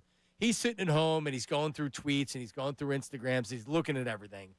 And he's like, yeah, I told these MFers this stuff. He's got a potential out in that contract. When did we talk about it? It's a renegotiation ploy. Was it with you or was it with Jason? It was with Jason. I think last Wednesday. Yeah, I wouldn't be surprised at all if he was traded in the offseason. No, I wouldn't either. I mean, does he seem happy? No. No. And even when he gets the ball and they win. They just won a Super Bowl. They're 5-2. Right. He scored 2 touchdowns. We get this. It's because he's an unbelievable player. And he's terrific. And I'm not even saying I want to trade him, but it just feels like he don't want to be here. Or he's unhappy with something. I don't know. Let's go to Angry Al. Angry Al checking in. Angry Al, how are you, buddy? Johnny Marks. What's up, Al? What's up, Harry? How you doing, Al? I can't complain. You still drinking vodka and cran? Yeah, when I can fit it in. Al texted me last night late, and it was just like a random. I don't know where it came from, but Al texted me late last night. He said the last 2 outs were all Kirkering. The Phillies had their chance, and they'd still be in it. So you're more or less blaming Kirkering as opposed to the way the team was constructed, Al. Yeah, I'm facing the facts. The kid was an idiot. How do you throw the ball to the home plate? That's a little league play. First base. Yeah, but how about Dombrowski has somebody better? Like, have Jeff Hoffman instead of having Kirkering. They don't have a high leverage guy in the back of that bullpen. And say, like, who's your second best reliever that you want in the biggest spot of that team? Right. That's a Dombrowski problem. That's your bullpen isn't good enough problem. And guess what lost? Well, the lineup helped them lose it, but the bullpen. You don't want Kirkering in that spot, but who else are you going to? I don't know, but I'm just saying, you've been playing baseball since you were 8 years old. You got to know what to do on that play. He looked like me when I was 8 playing baseball. The same thing? Yeah. I would have panicked. Yeah. Right, but isn't that his MO? That he's the last guy you want in a high leverage situation? You bring him in with the bases loaded? And you said they got to get a bat. Who's the bat? Let me check. I'm gonna have to look it up. I'm not fully in my Phillies offseason mode. I just know they need to make. What are you? So what? You're saying that they're going to come back with this outfield? The same team? Pretty much. I mean, isn't that what he said? Are you going to cry when they get whoever? Am I going to be pissed am I going to be pissed if the outfield is Crawford, Marsh, Weston, Wilson, Otto, Kemp, Rojas, and Bader? Yeah, I'm going to be pissed. Very angry. Yeah, well, I remember in 2009 you cried when they got Cliff Lee back. I don't. And then I legitimately cried. I did. I was so happy. Did? Yeah. Oh, yeah. Okay. So it was tears of joy. He stayed up all night to listen and was crying to his mom because they got Cliff Lee So back. what? I was happy. But he didn't do nothing. Well, I mean, 2000. Al, they didn't ultimately win, but that doesn't mean that wasn't a great team. They won 102 games, and damn it, the Cardinals. The 5-game series against the Cardinals is one of that'll stick with me forever. Not win. That team should have won another World Series. But that was the Cliff Lee game. Your boy AJ lost his friend. His friend got married. Guys get married, all their boys go to the side. Ooh. I'm telling you, that's what he's upset about. So that's what happened. He met. Was he at the wedding? Met the new. I don't. Because he had 2 weddings apparently.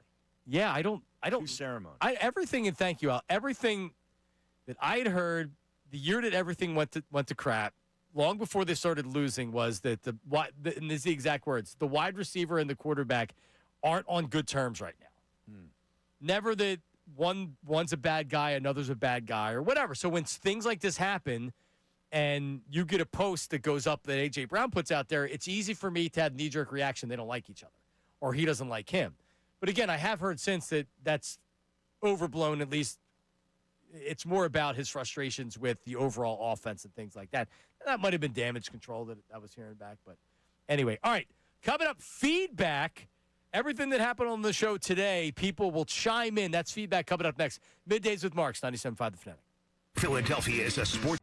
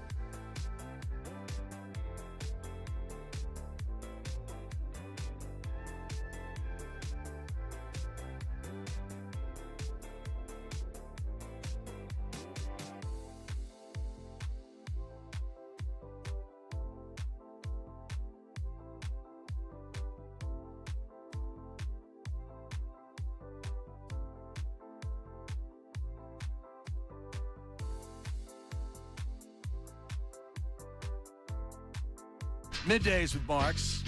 I am Harry Mays. He's Ray Dunn. Marks is somewhere in the building. I trust he hasn't left yet. Hello. Because we got to do feedback. We do. Right? That's how we wrap up the show, right? I feel bad doing feedback without him. Oh, here he is. This actually plays perfect into everything that goes on around here. Uh-oh. So I go into the bathroom. I gotta just done number one. All right. Okay. All right. Which I have not done in the 4 shows that I've worked with you. I don't understand how. That's 16 hours of radio without going number one. You have a strong pelvic floor. That's how you get to where you don't have to pee all the time. Is that it? Yeah, because I have to pee all the time. I'm like an old lady. Oh, okay. My bladder, very weak bladder. I was taking as a good sign for my prostate. Yeah. Yeah. Yeah, for sure. Yeah. No, I mean, like, I believe me. I've been examined by a doctor. They gave me these pelvic floor exercises. Oh, yeah? Yep. I didn't do them. That's why I have to go to the bathroom all the time. But so I go into the 4th floor, double dump. As soon as I walk in, you see both stalls take a double dump. So what did I do? You got to go to the other bathroom. I pivoted to the 5th floor. So I pivot up the stairs to the 5th floor. I walk in. This guy's brushing his teeth. Oh, My God. Not only is he brushing his teeth, it was odd how strongly he was brushing his teeth. Oh, my. Harry, YouTube. Was there blood? No. No, but there was toothpaste that was like foaming out of his mouth, and he was going like really into it. Right, okay. Like working out. Yeah, like scrubbing the enamel off his teeth. And then I'm like, all right, let me go. And now I'm uncomfortable, and I'm like trying to get the stream going, and I finally get the stream going, and like he's still going at it. I'm just like, please just leave so I can finish. Was and he he's brushing not. the tongue, too? He's not. No, I don't know. I wasn't looking. So then he's still going. And then, so I'm about to finish, and somebody comes cruising in right into the stall. I'm like, oh, great. So now I got somebody in the stall. Let me get out of here. Right. So I'm trying to just rinse my hands so I can leave. He's still brushing his teeth. Wow. And then I run back down here. So anyway, there you go. Maybe he's got, severe, like, gum disease or something. I'm all for fresh breath. I've been trained to floss. My dentist told me the importance of flossing. Yeah. Dr. Eric Pastor, the Rosewood dentist. Thank you. I've never had cleaner and healthier teeth. Okay, that's There you good go. to know. I'm not brushing my teeth at work. No, not in those bathrooms. Even since they redid the building, I'm not doing that. Ray, where do you come in with brushing your teeth at the work bathroom? Not at all. Never. Would never. Should never. Take that home. Tales of the 5th floor stall. There you go. All right, time for feedback. What do we got? Now, it's time for feedback. How about filling us in? I can't lie! Email us at 975feedback at 975thefanatic.com. Say it! Let me tell you something! Or text us at 610-632-0975. Let me tell you something else, man. It's feedback on Middays with Marks. All right, we got. Looks like Marks had to cash in his Kohl's Cash Mopar from the YouTube chat. What, the shirt? This is not Kohl's. It's Flag and Anthem. And there's nothing wrong with Kohl's clothing. No. I use Kohl's Cash there. You do? Of course. Yeah. That's a nice shirt. That's not bad. I mean, it's not super duper fancy. No, I thought it was a good shirt. Yeah. Good shirt. No comment today on his attire. Good shirt. For me, at least. Not flannel. Still seasonable because it's going up Henley. to 70. Yeah, it is. It's a Don Henley. It's a Call to Henley shirt. Hey, come on, give me a break. Call it a Kohl's shirt. So what if it was? It's not. I'm in Kohl's all the time, Harry. Yeah? Amazon returns. Sure. I love their cookware. Very inexpensive. You Oh, get yeah? good deals there, and I'm always on the Kohl's Cash too. Up there in Royersford? Oh yeah, I'm there at least once a week. I've been there. It's good. 40% off. They send you the email, and then you hit the button to see. It's like a fake slot machine to see, or a wheel to see how much you get off. And normally it's 30 or 40. So, yeah, I got there. Significant. All right, we got. Let's get Jeremiah Trotter Sr. out there next to Junior. Screw it. Let's go all the way. Joe Cruz from Mayfair. Actually, do you remember when Trot went from playing football to doing radio? Yeah. He wasn't very good at radio. And then he went back and I thought of it with Brandon, but he went back and he played for the Eagles. Right. A very short stint. Right. Yeah. Well, he's too old now. Because if you're going to go get him, you might as well get T.O. He would After AJ leaves. T.O. would love it. Can you imagine? He's in shape to do it. Yeah. Hashtag make the call. Jason Kelsey. And here's I was talking to Checo about this. He's on with the guys coming up.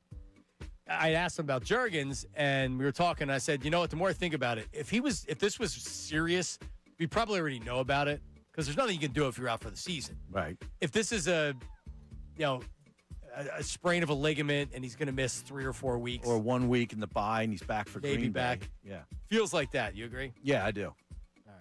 Do you make the call to Kelsey anyway, or is that only a season ender? That's a season ender. Hashtag make the call to Kelsey. All right, what's next? John looks like he really wants to discuss lawnmower brands right now. Tommy John from the YouTube chat. Yep. I have a Toro 1 cut. Nobody cuts the lawn like me in the neighborhood. Is that right? Oh my God. The trimmer, I have my battery powered. Is it a push mower? No, it's a 1 cut. What It's is a that riding mean? mower. Oh, Well, okay. you don't have the wheel. You just have you control it with here because they go fast. Oh, okay. Like if you have a professional landscaper, they're on a 1 cut. because you Okay. can just, Yeah, my they lawn zip does- around. Yeah, Yeah, that's yeah, me. yeah, yeah. You should see me. It's a thing of beauty. Wow. Yep. And I also have a battery-powered mower that I do the small, like around the swing set. Because you have to, if you use the edge, it takes too long. So you edge. And what do I do? I blow, cut, and edge, or you edge, cut, and mow. So you also have to do the blower at the end too. I haven't cut a lawn since like 2001. I believe that. Since that's the last time I had a lawn. Yeah, I might have to get a landscaper now that I'm back working. Yeah. At least part of the time. Oh, what's next? Ray, the Diggity Irishman Dunn, is my favorite human. I'm so happy that he gets to watch his dad lead the Carolina Panthers to a victory this week. Hopefully, he uses Dalton as game at Xfinity this week. Hashtag Ozempic Andy for the win. Brandon.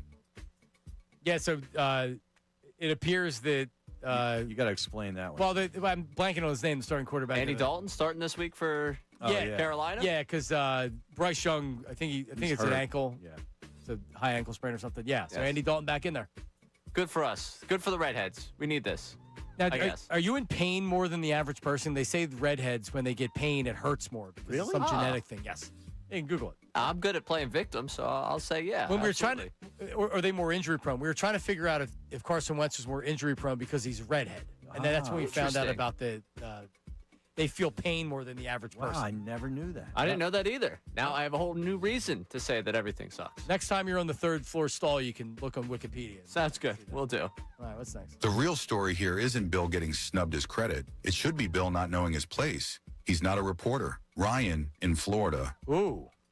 Well, just because you're technically not a reporter doesn't mean you can't report if you have a source or two that you trust. I wouldn't have done it. No? No. I've never reported anything even when I had information, I never reported it. But that's Bill. That's on me. All right, we got 2 more. Let's get them in. My sources tell me that A.J. Brown would like the ball thrown to him. Billy in South Jersey. That's good. Yeah, that's good. Ray would go to jail for jaywalking in Northern Liberties because some Karen would make the call. If Bayless. If Bayless. If Bayless. That was a YouTube. That was YouTube. Yeah, if Bayless, check in my YouTube. What up, if? Yeah, we asked earlier if Ray was arrested, what would it be for? Drunken jaywalking in Northern Liberties would be my answer. Yep. It's got to involve walking and alcohol. Yep. Yeah, that's pretty much on the nose. Yeah. If there was one way I would go, that's how I mean, it would the most likely because I wouldn't see any violent crimes from you or anything like that. There was a text that said I would incite a riot, which I kind of did with the whole Bill thing. I could see you at a drunk at a Temple game and something happens and you incite some type of a riot. Well, it'll only be football. Basketball, I'm usually Correct. working. He's so- working. Yeah, well, what riot's gonna happen at a Temple basketball game? No, come on. All right. That's a good point. Temple football game, at least you can be mad at Keeler for blowing that game against Navy. 2 games from bowl eligibility, man. No, All I want. I'm all in. No one's a bigger Temple fan than me. That's for sure. So no one else is alive? Right. Hey, man, I used to go to the games under Al Golden. It was that Adazio that totally, I hated him.